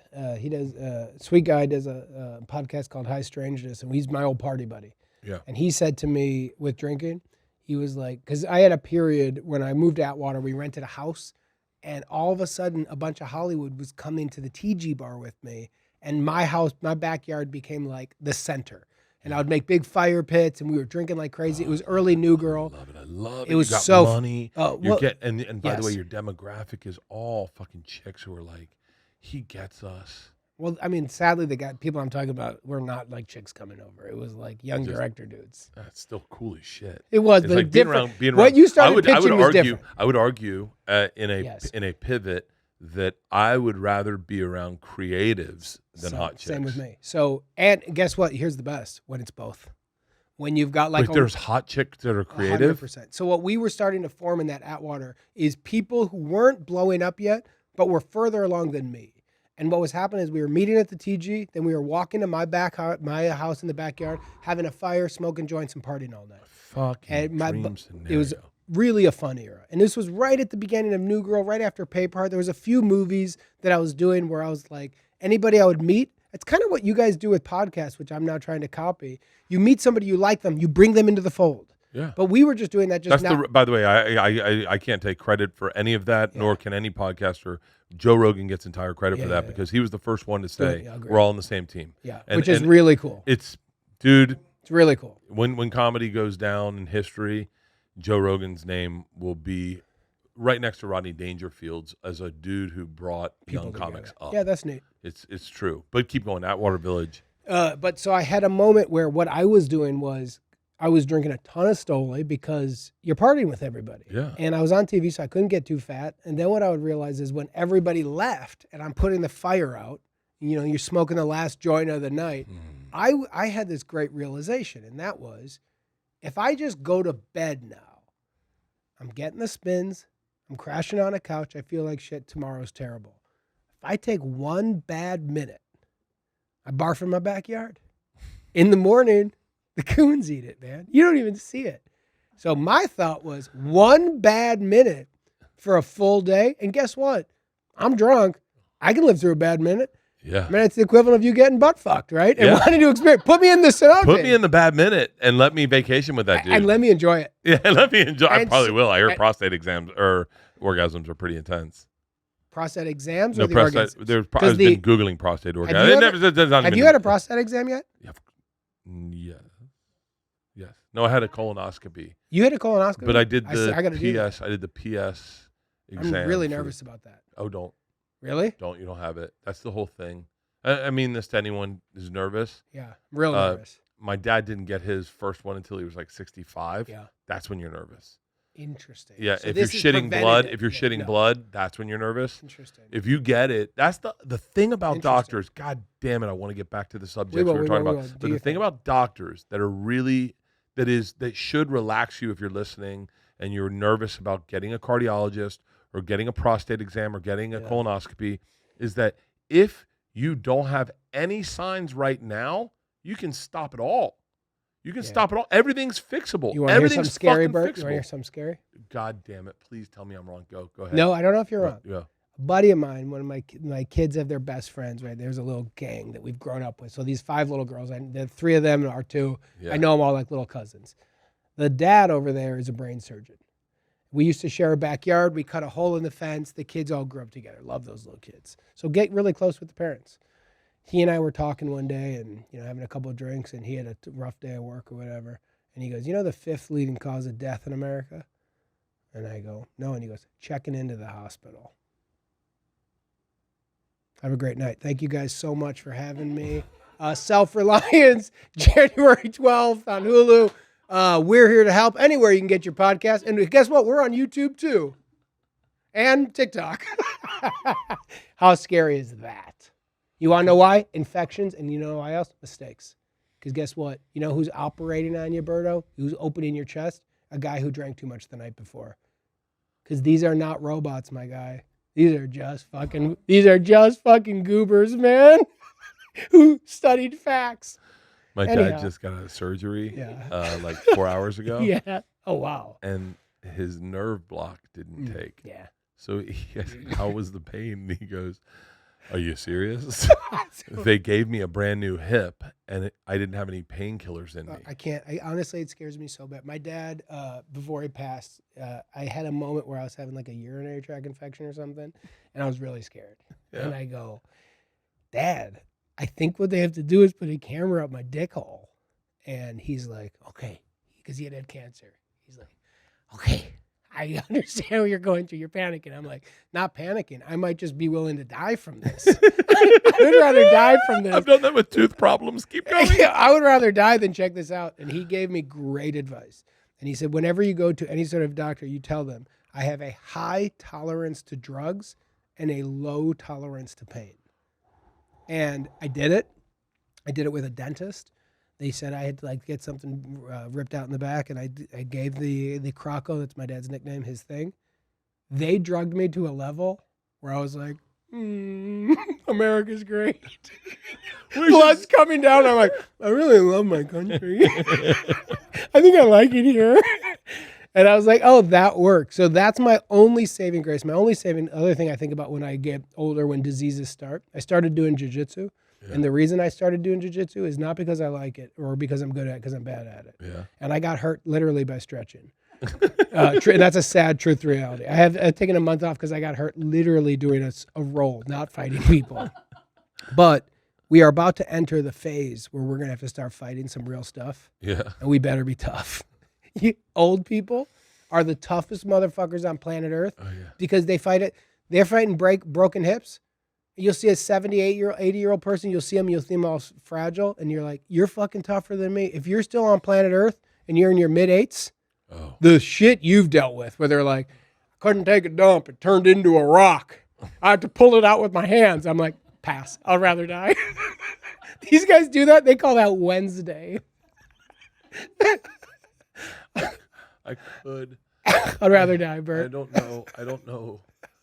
I don't know if there was like a calendar where God could point to it and go, that's the day you should die. Agreed. Everything after that really sucks. I listened to this great podcast about, I think it was Heavyweight, which was an awesome podcast about somebody who went to Sweden and had it was Alzheimer's or dementia, knew it was going to happen. So they just went out there and they found a doctor who ended their life. And it was from the wife's point of view. And it was the whole story of it. Hysterically crying, as sweet as it gets, and the greatest ending. The guy, she said, he was such a chatter. He talked to everybody all the time and was really asking questions. And minutes before he died, he's asking the nurses where he'd be like, so where'd you go to high school, honey? And she's like, and then all of a sudden he got a little tired. He's like, ooh, I got to lay down. And he's like, well, one last question. He's like, so you're telling me that's the best coffee shop in town? And she goes, then he laid down and closed his eyes and died. And I thought like, oh. That's the way to go. Yeah. Again, self-reliance. That's the way to go. That is the way to go. I said to Leanne the other day, I kind of want to go fighting an animal. No, you don't. Yeah, I do. I'll tell you why. No, because I heard why. Bert, I saw footage today, actually, of 2 tigers killing a version of a wild pig. Its intestines had been ripped out. No. But Bert, it hadn't died yet. Okay, maybe I was wrong. So if you fight an animal, they don't go like this. Before we eat this chubby stomach and these thighs full of meat, let's make sure he's not suffering. They go like this. We got this, motherfucker. Oh, yeah. Maybe your insides are ripped out. You're going like this. No! And they'll do what they want to you. I just think, I don't know if I want to sit with it Yeah. for a few years. I don't want to. I don't know if I want to sit with it or if it just happens to me. Yeah. And I think in my delusional brain, I got this. Yeah, agreed. And then realize, fuck, is that my lower half swimming over there? Yeah. Like, I don't know. I think about death way too much. Me too. I think about it. Constantly. I think about it every morning. Me too. Constantly. Every morning I think about it. So do you think with your new longevity stuff, what do you see about that? Because for a lot of people who aren't doing that, who don't have those guys, myself included, what does that mean? What is this guy doing for you? What's he helping with? They take Ways to Well is my company that I work with out of Austin. I'll say it too if you guys want to. Ways to Wells out of Austin. Shout out to Brigham. Shout out to Brigham. Brigham has hit me up and he's like, I feel weird talking about you on podcasts, but I want to celebrate your success. But I don't. I guess it's a weird thing to have a longevity doctor Unless it works, man. But what they do is, I remember when I sat with, I wish I remembered her name, but when I sat with my first intake doctor, she had given me an review, stem cells. She had done everything for me. She said, I'm just here to take a look at your numbers and write those numbers. So we're going to take a look at what you got and then fix those numbers. So we're going to take a look at, she goes, I know your lifestyle. I know what you do. So let's try to just level you out. And the number one thing, the reason I went with them is my cardiologist said, your testosterone's low. Do you know that testosterone repairs your liver? And I said, I didn't. And he said, well, you should know that. And he said, and keto is like the best thing for your liver. And so those two things for me, and I think also at the same time, I know better now, having had conversations with people in my life that have shared things with me that I didn't know were happening. I know now how out of control I was. Yeah. Like I didn't know. You don't know when you're out of control. True. You really just feel like I'm getting shit done. I was making a ton of money. Things were working. Everyone was working. Yeah. It's like Agreed. we're finally fucking doing it. That thing is happening. Yeah. The only thing I regret, and this is a weird, subtle regret, but I regret my podcast presence from March of 2003 to like July. You said 2003? 2023 to July 2023, because I was rolling in hot to everything. Meaning what? Meaning like I had days, every day was a 10-hour, 12-hour day of press activities. And so I don't think I ever put thought into anything I ever said. And I would just roll in boozing. Yeah. And it's hot. And I'd get up at 6 a.m, I'd work out, and I would often be drunk from my night before when I worked out, and I would just be like, fucking shoot testosterone workout, fucking. I was thought I was on it, and I look back at myself, and I remember one interview which I thought was brilliant. I really did think was like fun as fucking shit. It was with Joe DeRosa and Sal Vulcano, and I look back and I realize I can see it. And I don't know if you can see it, but I can see how out of control I was. And I think that was actually even before this. But like I can just see this guy that was like on a freight train. And I know this from having conversations with my family who said I was gone. I was not listening to anyone. I had blinders on. Yeah. For me, it was about like, I had this thing, make hay while the sun shines. People are buying tickets to shows. People are buying. You got a special remote. You got a movie remote. You got a TV show. And it was like, everything was like this. And now I look back and I go, I wish I had been a tad bit more present in those interviews. Because I don't like, I remember Andrew Schultz and I did a podcast and he brought a clown out. I'm afraid of clowns. And my reaction is so over the top, but that's where my nerves were at the time. My nerves were so frayed from everything that when a clown walked in the room, I lost it. I lost it bad. And I look back and I now I feel like I'd be a little more present. I'd be a little freaked out, but I wouldn't be that freaked out. But I was just so gone. I was gone. And I had a great conversation with my daughter this past weekend about that. And I was like, I don't think I realized like just how hard I was pushing it. And so I think now I'm trying to like get a little, but the whole thing about the longevity doctor was like, they got me to a place where that when I kind of had grounding after Fully Loaded, I got grounded. And when I started getting in shape, all of a sudden everything righted itself. Like everything fucking went to normal. Like everything. My bloating went away. Totally. My sleep, my heart rate dropped. My heart rate was like 72 beats per minute, my resting heart rate, and now it's like 55.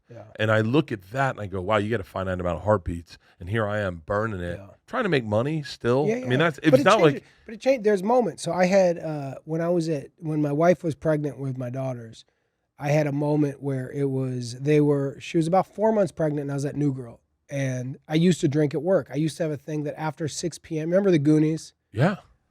Up here is their time, but down here is our time.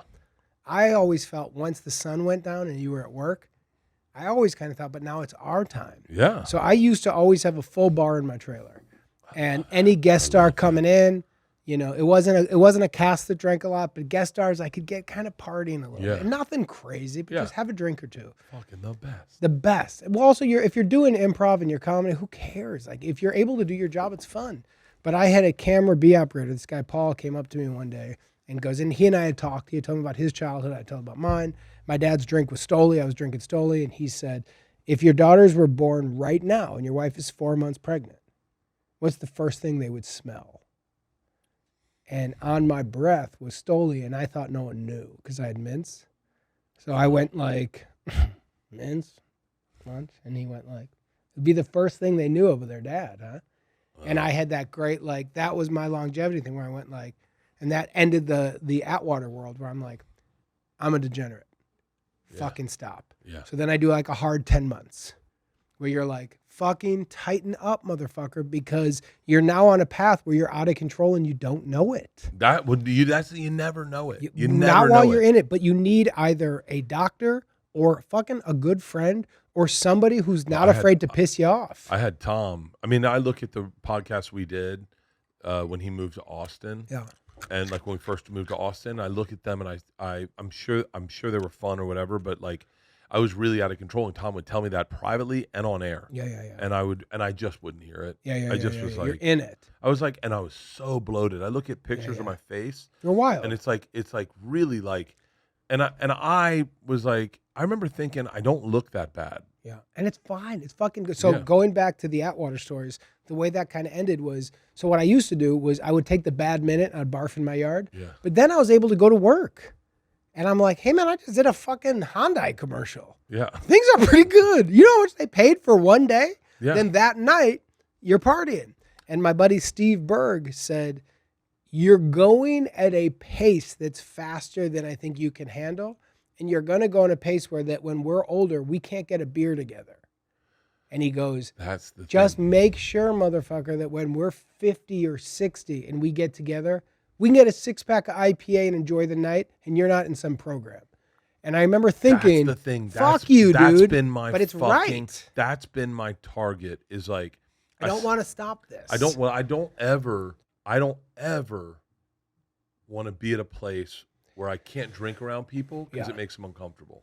Totally. So I felt like I had to show everyone. I can stop. I can slow down. I had to show to myself, really. Because the thing was, like, I don't give a fuck. When you stop drinking, no one notices. Yeah. Only you notice. And then I had to do a period of time where I was like, but even a month. I used to do a month all the time. We used to do months for Sober October, but it's got to be longer than a month. I agree. Because you really have to sit in it. You have to sit in it to a place where you go, I don't know when I'll drink again. Yeah, I think that's right. And then you have to get to a place where when people go, are you drinking? And you say no. Yeah. For real, you mean it. And then they go, how long? You go, I don't know. There's a lot of because there's not benchmarks. Some arbitrary date. Yeah. It's and so I agreed. But when it comes to like being skinny, I don't know. Like I'm really concerned about what I'll wear for my next special because I know I don't wear a shirt. Right. But I feel like I've always worn jeans and sneakers, and I don't want it to black look leather identical. pants. I so badly want to do black leather pants. Black leather cowboy hat. We almost did. White gloves. Do it, Bert. You can do it, Bert. And a Chippendales choker. You can do it. Do it. But by the way, earrings. I eyeliner. I love that we're on the same page when it comes to partying. Yeah. Because the thing is, you got to earn the right to be able to drink on a Monday. I think you're totally right. Because listen, everyone gets. But you're not wrong, man. So like, for example, like tonight, we both know we have that event, right? So I knew coming in, I had a podcast this morning. I had Kimmel yesterday. So this morning I was keeping my head together. When I was leaving today, I go like, I know Bert's going to drink. Now, I got a last second thing saying it was going to be 2 bears. I don't know Tom, but I do know you. Yeah. So I'm like, I don't know if Tom drinks, but I know Bert and I can. Yeah. And this is the beginning of my evening. Well, see, so then I got that excited. I got that endorphin rush of like, okay, fun. So this is how my day worked. I said to myself, I've been drinking like 15 days. And I said, but my favorite thing is a day buzz. I love a day buzz. I love it's the best. I'm going to have a cigar outside after this. Fun. I can't fucking wait. Yeah. It's my favorite thing in the world. Agreed. And I love a day buzz that bleeds into a night buzz. Same. I love to let it fall out a little bit and then catch it again. Same. I love all of that. That's why I got healthy, was so that I could keep doing that. So it doesn't have to stop, and man. So today I was working out with Nomi, and I told her I was doing a podcast with you. And she said, oh, I can't wait to hear that. And I said, yeah. She goes, are you guys going to drink? And I went, I don't know, but I'm up for it. And, and there's very few times that I say I'm up for it. Like even, and I'm sorry that I'm coming back to this thing that you brought up, but like I was on the plane with George and Isla and Leanne the other night. We were Yeah. flying from Salt Lake City to L.A. and it was in a snowstorm. It was bad turbulence. Yeah. And I always drink on planes. Yeah. I always drink on planes. And I was gonna drink. Isla and Georgia knew I was gonna drink. Leanne knew I was gonna drink. Yeah. It was gonna happen. But Georgia had said she wanted a soup, and she was going to college the next day. And I knew I didn't want to be hungover for her leaving to college. Yeah, agreed. I didn't want Big day. to, and I wanted to be present when we landed so that I could go get the stuff to make her soup for the morning. And so I said, okay, am I gonna pay the bill to pay the tax tomorrow, or should I just pay the bill and the tax now and sit in this uncomfortable flight and misery? But make sure the other shit works. But know that all the other shit works. That's And I said I had to say to my daughters, and I have to say this out loud because I'd be disingenuous if I didn't. Yeah. I had to say to them in the car ride from Burbank to our house, I said, I have to give you guys credit for being as open and honest as you were with me during Fully Loaded and as out of control as I got and all your concerns. I have to be honest that those conversations helped me get to a place where I did not drink on the plane. I didn't do it, not for you guys, but for you guys tomorrow. Not to so you didn't see me drink, you're right. but so that I could be present tomorrow. And it's like those little conversations. I'll tell you the hardest one I have is not alcohol, it's weed. Really? And I don't talk about it a lot. So I like alcohol. By the way, I don't count weed as a drug. I love weed. Weed is so my favorite. It Now, is such a sweet lover. It is. It's the best. When you talk about a day buzz with alcohol, it's fun. You know it's better? One hit when you wake up. You know what makes me happy as a human? When I wake up and I go, on Saturday, I said I was going to smoke weed all day. Now, here's what happened to me. And I haven't fixed it. I'm still in it. So I've been a stoner since I was 14. Yeah. When I first met weed, I think I was 13 years old at my friend David Shane's basement, who had like a crazy Panamanian mom who partied with us. I would argue basements are the gateway to drugs. Yeah, they're everything. Basements are the gateway to drugs and getting fingered. Yes. No, fingering, Bert. Nobody fingered you, all right? Fingering. Yeah, By the way, the first time I fingered a chick, I just put it in. When was the first time you got fingered, my king? No, I've been fingered once. Who I've been fingered fingered you? a couple times. Who was your first fingering? I had an Asian guy one time. He was a doctor. The first time I fingered a chick. How's my prostate? Who knows? The first time I fingered a chick, I just put it in like I was taking her temperature. I just left it there like, hey, is this good for both of us? And then last night in the hot tub, I realized how many times I had aggressively fingered a chick, not realizing there's pleasure for her down there. Just I'd be like, wham, wham, wham. I did that, right? We're out. Yeah. Killed it. We're out. Can't wait to tell my friends about this. Killed it. Start up the station wagon, Sal. I got a story for you. God damn it. Weed. So weed.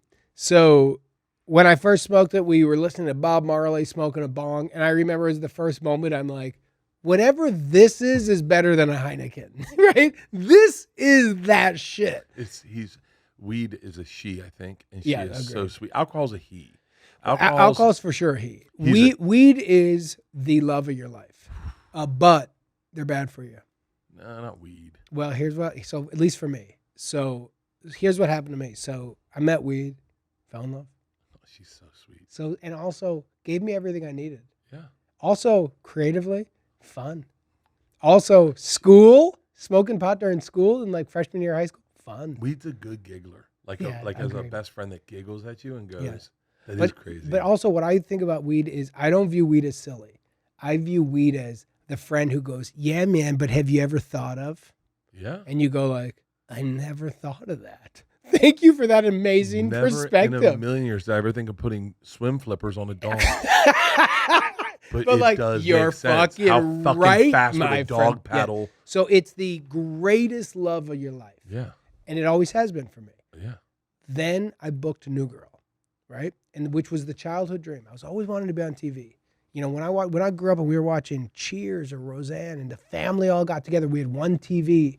And, you know, my mom was manic, so every once in a while she would cut the cord. We watched too much, no TV. Then we'd buy another TV. And then if you can all watch it together and you could be happy, and Cheers, we all were happy. I used to say, like, I want to be in that fucking box, man. Yeah. I'll do anything to be in that box. And then all of a sudden, I'm on set. And I'm there. It's happening. There's like a real Hollywood studio. I'd look up and I'd be like, weird, man. It looks And they're like beautiful people. That's the other thing that blew me away is like beautiful Yeah. people. I'd see people on TV and then you'd work with them and you'd be like, I'm Nice standing looking next to this person. Yeah, there's nice looking people. Yeah. Okay, and it's also like big guest stars. Yeah. The Rob Reiners of the world coming in, and you're like, wow, man, Rob Reiner's here. But I had a thing where, because I was still smoking a lot of pot. Max Greenfield was sober. Lamorne was pretty tight. Zoe's pretty tight. These motherfuckers were getting monologues, Bert, and were word perfect. And then I would come in from an improv background. An old fat boy was chubby with his dialogue. And they would go like, yeah, it's really funny, Jake. Can you say these lines? And I'd be like, which ones specifically? And they're like, the ones written. And I realized, like, when I smoke weed, I'm worse at memorizing. I'm not worse as an actor. Yeah. I'm fine in a scene if I'm allowed to put my own spin on it. But if they say, we need a technical actor, turn on this line because the camera's going to move. Oh, yeah. And on this word, you need to be facing here and then say that line. And we want to push in on you. So these last 3 lines, we're going to do a slow push in. But we don't want to cut from here. And I go like, super cool shot. I agree with the shot. And then the night before, I'd smoked like a huge joint to sleep. I'm like, I'm not going to be able to pull it off, my guy. So I had to quit then. Really? And since 2013, I'm in this dance where I'll stop for a while. And going back to longevity, something that's a really embarrassing thing to admit. And I've told my wife this, and she's been like, this is why I hate you. And I think you're a weirdo. The only thing I'd be excited about getting like a sickness and being like, I'm entering a fight every day I'm smoking weed. Because once you get sick and you're fighting, that shit's a medicine now. Now I'm going Rastafarian. This is from the earth. Yeah. Jaw gave it to us, right? Oh, buddy.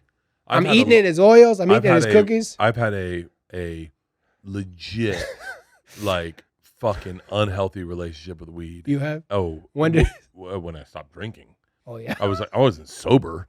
I was like smoking so much. Dude, for me, I could take 2 hits, 3 hits of shout out to Bloom. They make a great vape pen, very healthy. And I would take 2 or 3 hits, and I would feel it kick. Yeah. And the feeling of the kick would be a sideways smile where I go, wait. Yeah, we still need keys to start cars. Like just what a day! What a feeling! But the best part of weed, and I've said this before, but the best part of weed is like you smoke, you're feeling loose, you're having fun, you're giggling, you enjoy root beer. And you enjoy cooking. You enjoy cleaning. Oh, cleaning! I cleaned the garage. When I dropped off when we flew in the other day. I smoked weed to make that soup. Yeah.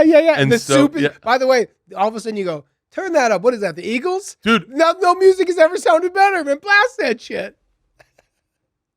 It's the #1 thing on my fucking playlist right now. The Eagles? We just went and saw them live. Oh, the Eagles are killing. My brother and I went and saw Chicago and Vegas. I landed.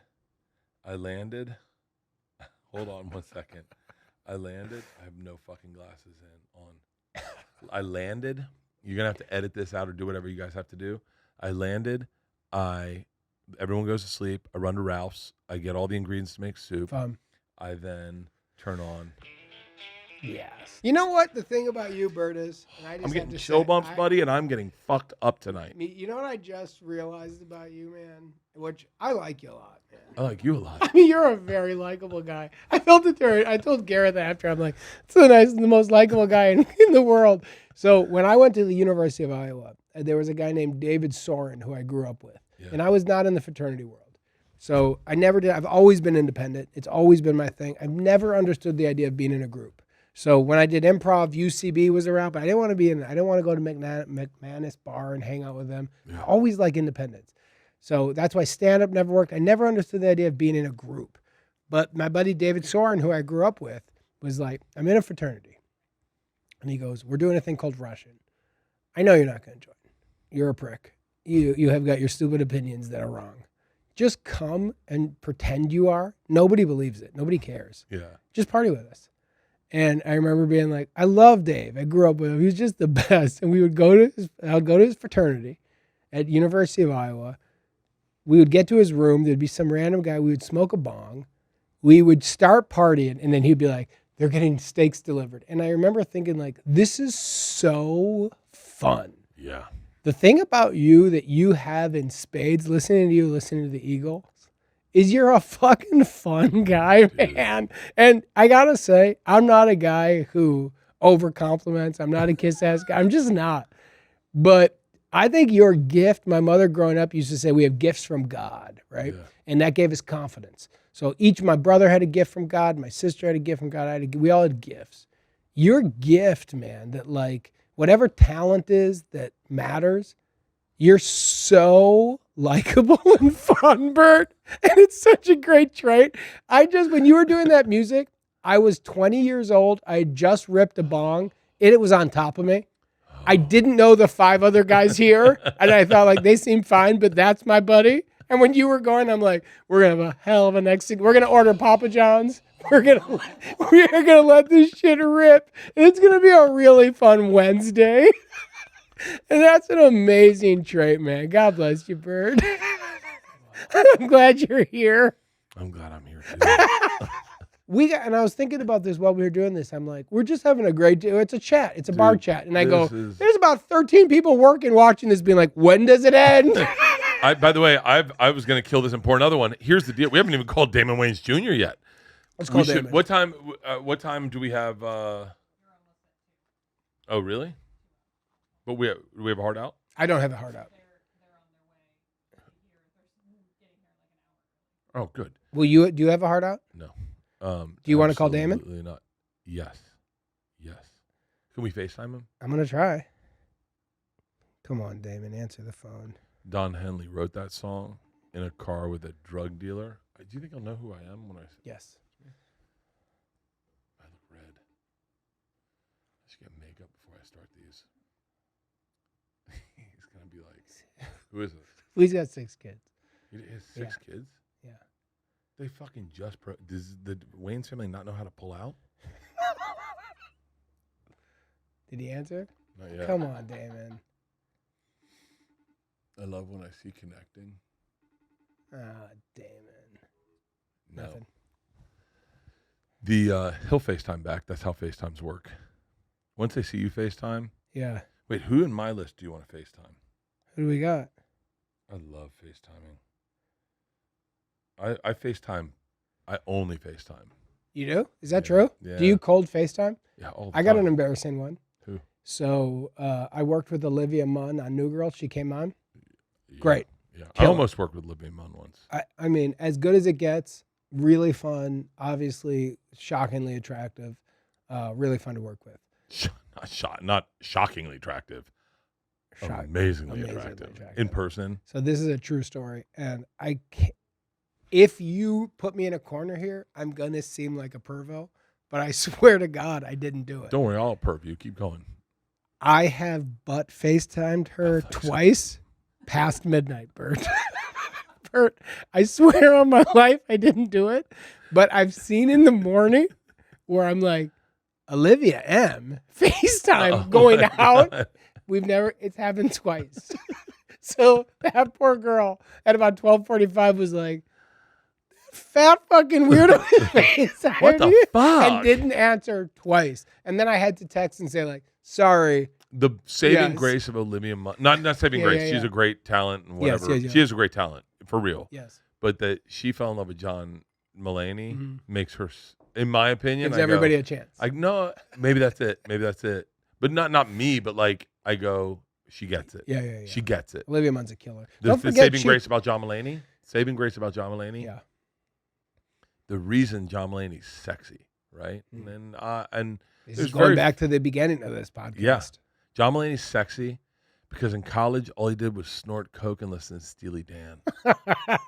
Is that not the hottest dude in town? But that no one will get until he's rich and he gets. I fucking love John Mulaney. Yeah. I love John Mulaney. I love there's a sexiness to Pete Davidson that I can't describe. But I don't have it. The same thing you say about likability. Yeah. Maybe I like those guys, so I can't really testify to that. But they have a sexiness, a Harrison Ford about them, right? Where they're dangerous, but they're still fun to watch. Like I fucking love those dudes. You think of those guys like a Harrison Ford? In comedy. Oh, in comedy. And I can't like. 'Cause what I will Bill say- Burr's got Harrison Ford to him. Rogan's got a Harrison Ford to No him. way. Tommy's got a Harrison Ford No to him. way. In comedy, No. they're dangerous. Okay, well, I mean, they're dangerous. Like Okay, I'm but- more like a Tom Selleck. Like I like to do the work. I like to show up. But what? Hold on. If you tell me not to say something, I probably But hold won't on. say it. What made Harrison Ford so great as an actor was he was this three-dimensional guy who was real, who was hanging out with Chewbacca. Yeah. He was a badass. He could do, Indiana Jones. He was cool, but also funny. Yeah, but the thing is, they wanted to offer Han Solo to Tom Selleck first. Is this true? Yeah, they wanted to offer, and then Harrison was doing all the table. Sorry, Mark. I don't know if this is common knowledge. Please. Mark Hamill told me. Please, just they wanted to offer to Tom Selleck. Tom Selleck was who they wanted for. Tom Selleck was going to be Han Solo. Yeah. Don't cut this out.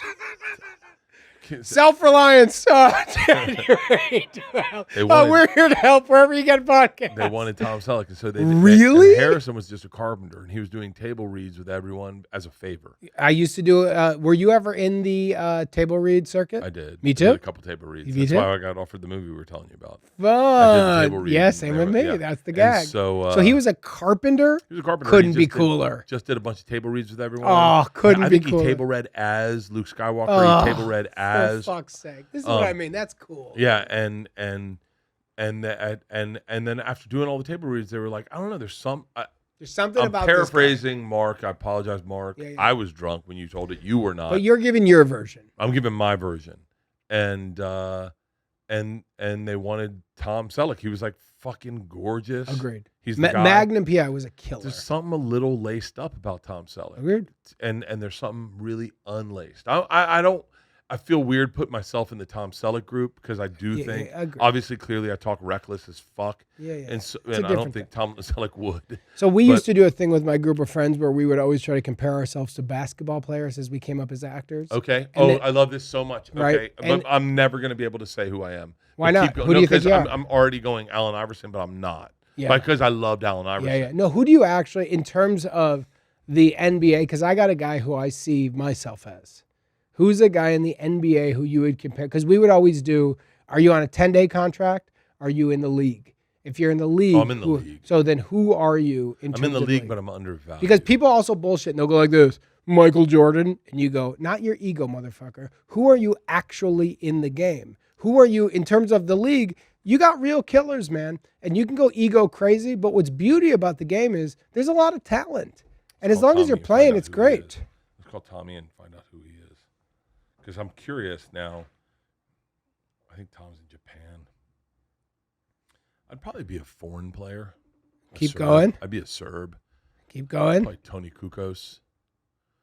Like someone who you go. Mine's Andres Nocioni, the old Bull player. For real? Yeah. Undrafted, a little bit older, finds a way to figure out, help the team to win. Like I would be probably a Serb who none of the guys were cool with when he got to the team because he got overpaid. And none of the people thought he was worth it. Understood. But then, like, in the playoffs, they were like, he had a big game. He had a couple big games. He really does deliver. Yeah, he had a big game. He fucking rebounds like a motherfucker. Yeah. And he's really good at... Tom didn't answer. But God, fucking FaceTimes are shit today. I would probably be, like... I say Tony Kukoc. I think he's probably too good. I'd be Vlade Divac. So if you were a basketball player, Bert, what's your natural position on a team? I'm not... Oh, I can tell you, And what do you do to help the team win? Because I know what I do, and I know what I am as a baseball player. This is going to sound super ego-driven. That's what we're doing, Bert. We're on a podcast talking with 15 people in the room watching us. If we're in therapy, and I'm being very honest, we are. I am someone who I'm a lineman. I'm like in football, I'm a lineman. Like you don't know that it's important that I played the part. And I think sometimes I deceive you because I talk shit to other players. And I grandstand. Warren Sapp? No, not defensive lineman. I'm an offensive lineman. Oh. Yeah, and a guard or a tackle? Guard. I'm definitely a guard. You're on the inside. Yeah, no I'm on credit. The inside, no credit. And but I do think there are people that value what I do when they see me push. I don't see you as a guard. Really? No. And I'll tell you why. And I don't mean this as a bad thing. I think your gag which is fun to watch, is that it's big and it's showy and that it's in your face. Yeah. I like the ripping off the shirt. So here's a funny story. This is real. So we did your podcast, the Something's Burning. Yeah. A couple days later, I had a Q&A at a college where they were paying me a nice chip to go talk to some college students up in somewhere. I can't even remember right now, which is embarrassing. But it was a nice chunk of change. And a buddy of mine says, I'll drive you up. I was like, I'll give you a few $100. Let's make a day of it. We went up there, got Mexican food. Then I'm going on stage. My thought beforehand, because his name is Brian Farrell, my buddy. Yeah. He's a fan of yours. And so he's like... Shout out to Brian Farrell. Shout out to Beans Farrell, South Pasadena series. So we thought, we were like, I had one too many margaritas at the thing. And we're like, we got an hour. And then as a joke, we were doing bits. And he's like, so how do you do these? Well, I'm not a stand-up. So I'm an actor, whatever the fuck that means. Yeah. I'm a podcaster, whatever that means. So I'm going to go sit down and whatever the host does, I'm going to follow their lead. We're going to do the hour and I'm going to hope to entertain. But it was a packed theater.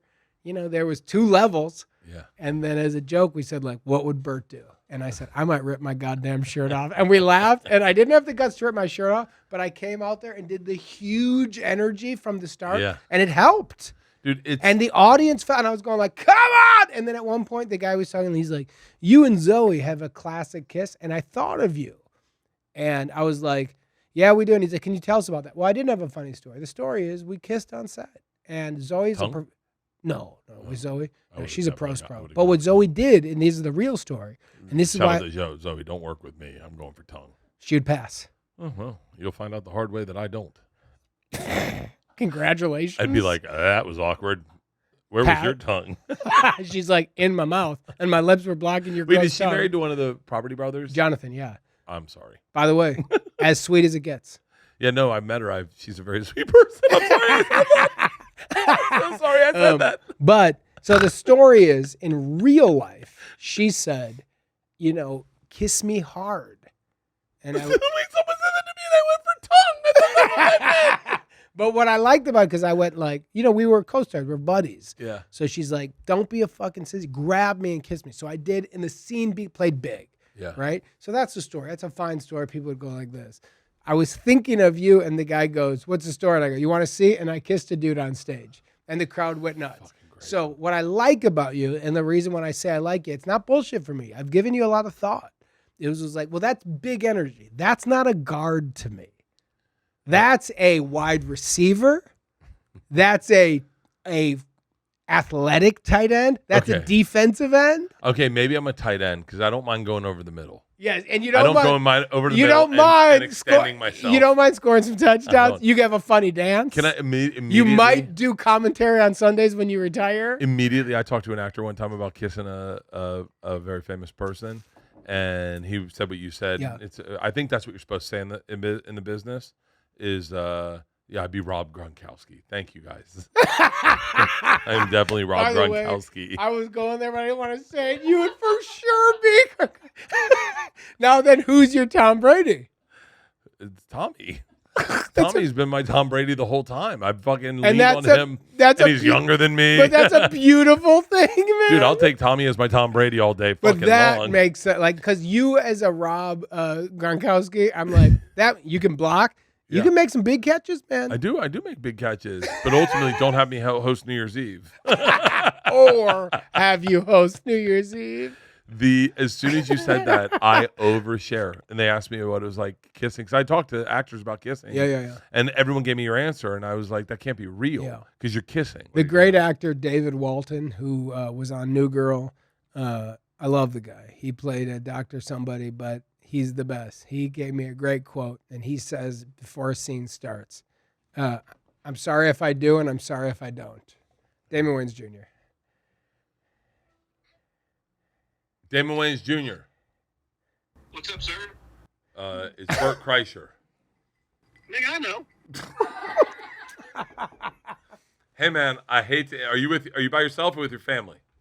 I'm solo. What's up? Okay, I'm sitting with your buddy. Oh, hi, Damon. Hi. Hi, Damon. Hey, so first of all, I don't know if you remember me accosting you at Jack Jr.'s club when I told you fucking Let's Be Cops is one of my favorite movies ever. No, I don't remember. It was before I was famous. The hey man, we have a question, and I'm drunk. Not so you. I have a question. Okay. So when black British actors come over and play black Americans, and they do a black American accent, does it bother you a little bit?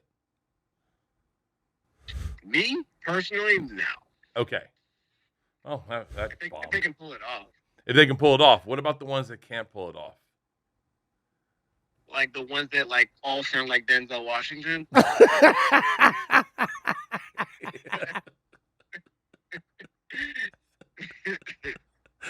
Those, yeah. Yeah, those, Have you ever had a British actor come up to you and run his lines to you as a black guy to you?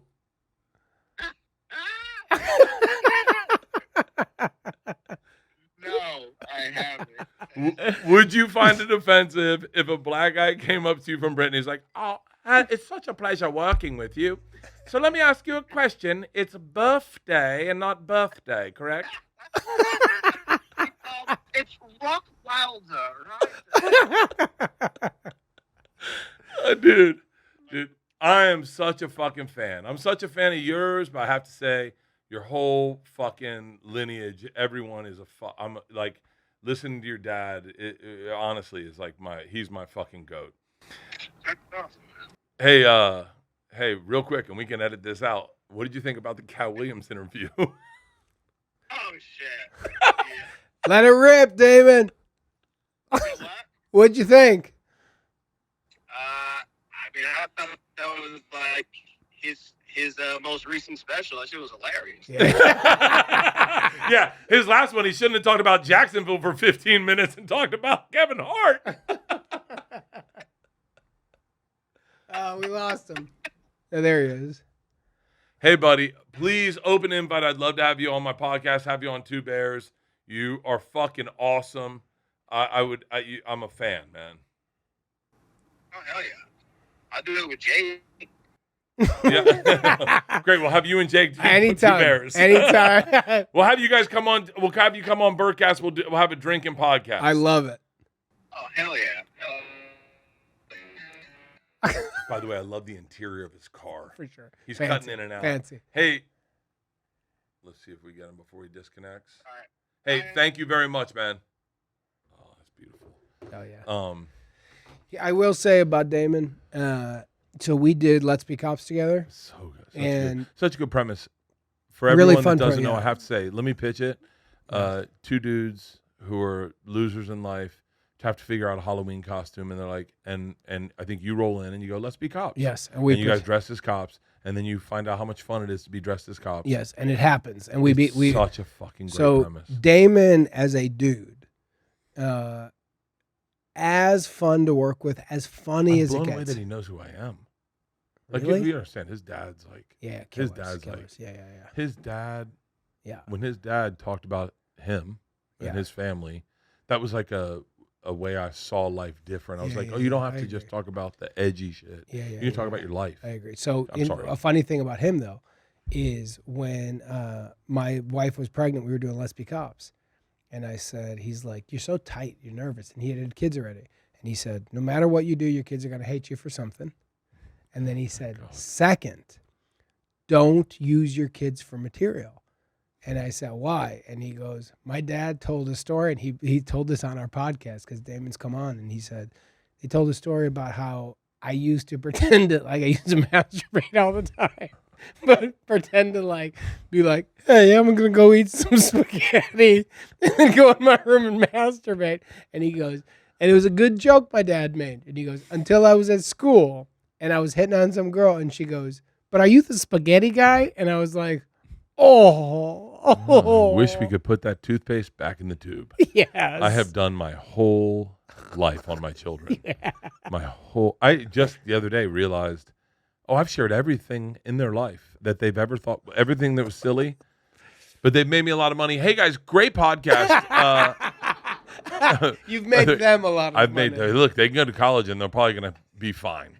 Buddy, I fucking love you. I feel the same way, I Bert. fucking love you. Yeah. And I'm so glad to become friends with Yeah, you. back at you, I will truly. tell you, I'll give you a insight to how tonight will work. Please. I'll probably be a little drunk and jealous that you're talking to other people because that's how I work. Tommy knows that. Tommy knows that. Tommy knows me. So you know what I would like you to do? What's that? Because you said earlier, I'm not going to make the night about me, right? Yeah. What I said earlier is I like to be a number 2.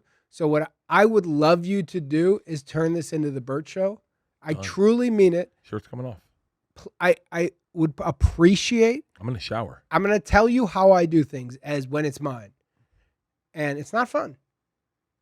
I'm a homebody. So I'll go, I'll say in my head, I'm going to do the press. I'm going to try to get everyone to take photos. I got a bunch of different friends coming. Yeah. We're going to do the thing. Who's coming? Anyone famous? I mean, Anna will be there. I think Sandberg will be there. The movie people will be there. By the way, we found this out. Yeah. I'm actually a huge Andy Samberg fan. Yeah. Yeah. I just didn't watch Reno 911. Was he on Reno 911? Or 911, whatever. Brooklyn Yeah, 911. whatever. Brooklyn 911. But what I would like you to do is turn it into the Bert Show, and I mean that sincerely. If you come in, so everybody I've told, I go, if you're going to smoke weed inside. So I had a big thing where Hulu came to me and said this. They said, we would like to do a big premiere, and then we'd like to do a party. So I've been in this game now for 10 years. Those premieres are industry premieres. Yeah. And you now know this because you've done it. It sucks. And the audience is the audience of business. Then the party is close to the theater. So it's the wrong venue. So where I said it, I go, fuck the premiere, send everybody a link. Yeah. I go, this is a Hulu movie. Everyone's watching at home. I go, you know where I want the party? The bar where the movie takes place. So you know where we go to? No, shut the fuck that's up. Where we're doing. Shut the fuck up. So All I thought about watching the movie was I want to go to that bar. That's where you're going tonight. And I go, you know what I want? A mariachi band. So I go, all the money you would have spent, turn it into a fucking party. Have the press walking around. Buddy. I go, small red carpet, but I go, if people are going to come out on whatever night tonight, it's a Tuesday, I go, allow them to fucking party. I go, don't put it in some bad place near a theater downtown. All right, real quick. We're at La Cita tonight. Let's I'm so fucking excited for this. Let's put some frame of reference on how tonight's going to work. So Andy Samberg, I'm good with him. Kendrick. I'm good with him. Yeah. Kendrick Lamar? No. Oh, no. Anna Kendrick. Anna Kendrick. I'm going to need you to, like, before I meet her, I just give her some groundwork just so that I don't freak her out. I might freak her out. She knows you. I might freak her out. Who else? Honestly, I don't know. Okay, hold on. Yeah. Hold on. Old guy? Chris Lloyd? Chris Lloyd's going to be there? I don't know. I don't think he's going to be there. When you say old guy. No, the old guy you hung out with in the movie. Oh, Biff? Yeah. Oh, for sure Biff's coming. Yes. Okay. Yes. Okay. Sisters? Eduardo Franco's going to be there. Sisters? Of course they're going to be there. Ninja? Eduardo Franco's going to be there. Ninja? Yeah, Eduardo's going to be there. Is that his name, Eduardo Franco? Eduardo Franco from Stranger Things. Mary Holland, Emily Hampshire. The cast is all going to be there. Okay, good. I'm not positive about Chris Lloyd. I get it. But then we're gonna have some randoms. It'll be fun. Okay, so I'm bad with names also. Who cares? So, but you just if there's no, someone. because I am too, Bert. Okay, and I get in bad moments. So I've forgotten cousins' names. I might have to bring like Peter. I might have to bring Victoria so she can point people out. You know what I would really like you to do tonight, Bert? Cotty would be fucking amazing. Oh my God, my sister Cotty. Can I get a +3 or +2? Cotty would be fucking amazing. I think Cotty represents the movie. Hold on. Damon wrote back, running lines with a black British guy doing an American accent is funny as hell. I'm in a bad area, but definitely down to do a show whenever. I'm the only one that dies on this hill. Yeah. And I've died on this hill before, but I just as a dude, I just find it to be weird. Like when you hear British guys do white accents back to you, I go, it's kind of fucking rude. Yeah. Like when they go, oh, I'd like a cheeseburger. And you're like, that's not Here's how we what sound. I'll say about that guy, Daniel. So in terms of Sloss? Daniel Kaluuya from Get Out. Oh, yeah. I'm sorry. I'm dyslexic, so I don't confidently say last names. How hard is it to be African and dyslexic? I'm not African.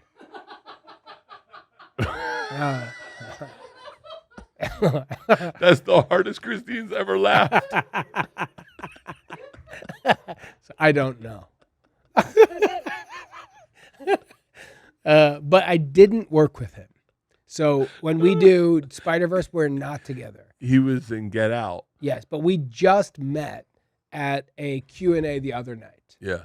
So I reach out to him after the thing and talk about the screening, and to give that dude credit. We don't know each other. We met one night. We were in one restaurant talking. Yeah. Me, him, Jason Schwartzman, Chris Miller, Phil Lord, we're all talking. Jason Schwartzman, the dude from The Thing? Rushmore? Yeah. Oh, the best. Dude, you should have up. Schwartzman on. Schwartzman. Oh, I love. So is he like a fun dude?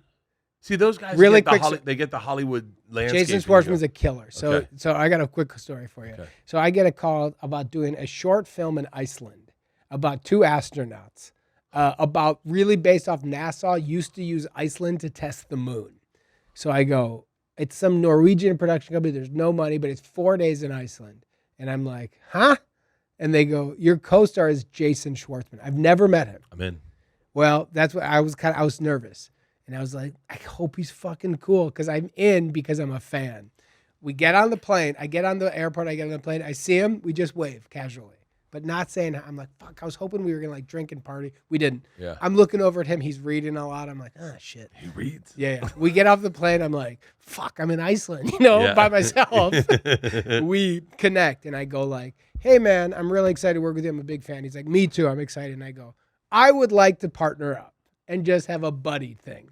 And he's like, 100%. Dude, Bert, we turned it into a honeymoon. We would make lists of what he wanted to do. I'm like, I'm really into architecture. He's like, I got to say, you're not going to like it. I'm a little into shopping. And I was like, honey, whatever you want. He's into shopping? Yes, we filled our days.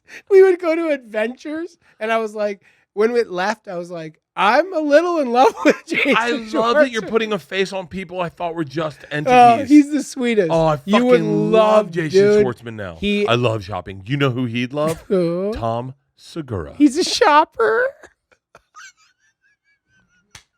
Shoppers are hilarious. Secret time. Keep this in the podcast. Yeah. Tom Segura goes to Aspen and doesn't ski. He just shops? He just shops. What are you talking He about? just shops. I can't wrap my head around He shopping. shops so much that he outgrows shopped clothes and has to give them away to his pores. He is a shopping. That's all he He's does. addicted to shopping. Dude, he loves shopping. He buys you stuff he shopped for that he doesn't use. He is such a shopper that is like, Gross. oh, it is. I'm not an architecture dude. yeah. I'm not a library guy, Yeah, but yeah. like, But so mine would be we'd walk up and down the streets, yeah. we'd check stuff out, and then he would be like, now we're gonna look at some knickknacks. I had a funny I wonder if I'd want to shop for the things he wanted to shop for. I want to shop at sneakers and Rolexes. No. Fuck. He likes like Everything. He just likes approaching stores and shopping. buddy. I gotta say though, as lovely, and I use that term, and that's the right term, Yeah. as lovely as a guy's it gets. Where I'm like, I left that and I got home and I said to my wife, she's like, how was it? The problem with the short for me was I'm 5'10" and a half. They made an astronaut suit that was 5'10". So the problem was it's a little small. So it's pushing fucking down and it's hurting the shoulders. And you don't want to be that asshole who's like, I know you spent all the money on this, but it doesn't fit my body. So I'm trying to have a good attitude, but I'm like, you're tearing apart my shoulders. That's where they lose me. Boy, they That's lost where me. they lose but me. what are you going to do? You're there, and the director Oh, you was throw sweet. temper tantrums the entire time and talk to your producer. That's what I do. That's what they did when they put blood on me. I just had meltdowns to Kale independently, and I was like, I have tactile issues. How are you going to put this on me before lunch? I can't eat lunch. So That was a fucking nightmare. I'm an unfortunate. Whatever needs to happen happens. I can dissociate and go.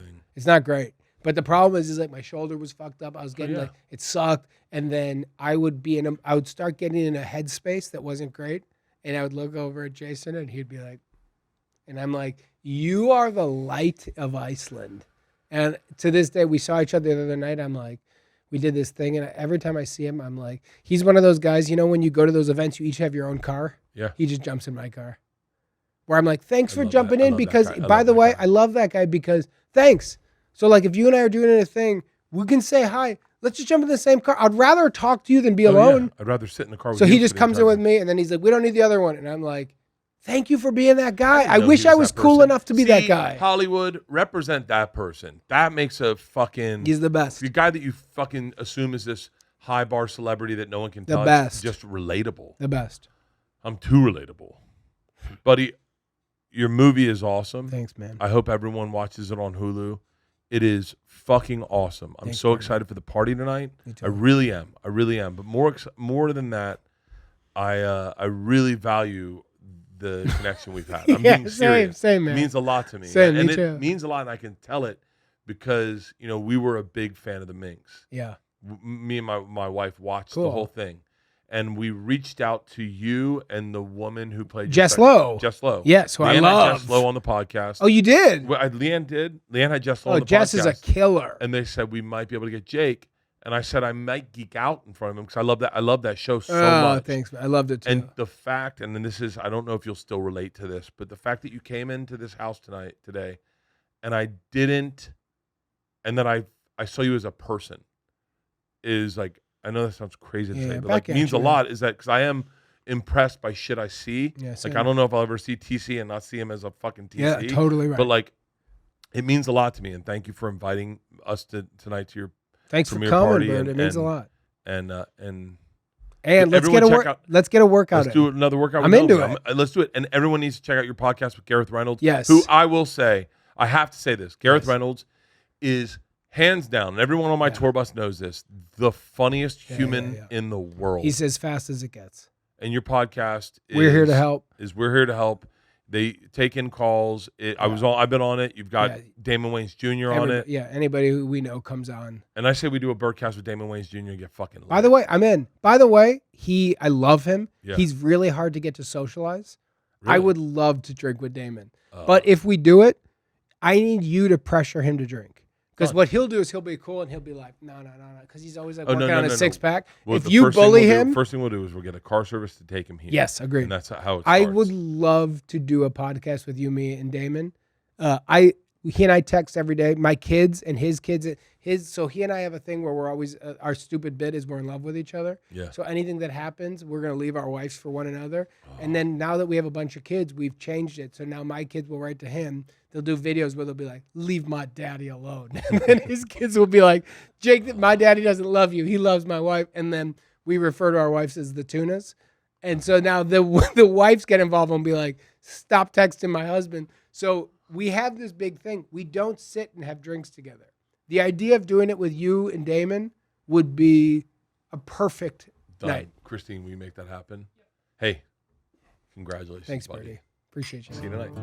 Bert and Tom and Bert. One goes topless while the other wears a shirt. Tom tells stories and Bert's the machine. There's not a chance in hell that they'll keep it clean. Here's what we call two bears, one cave.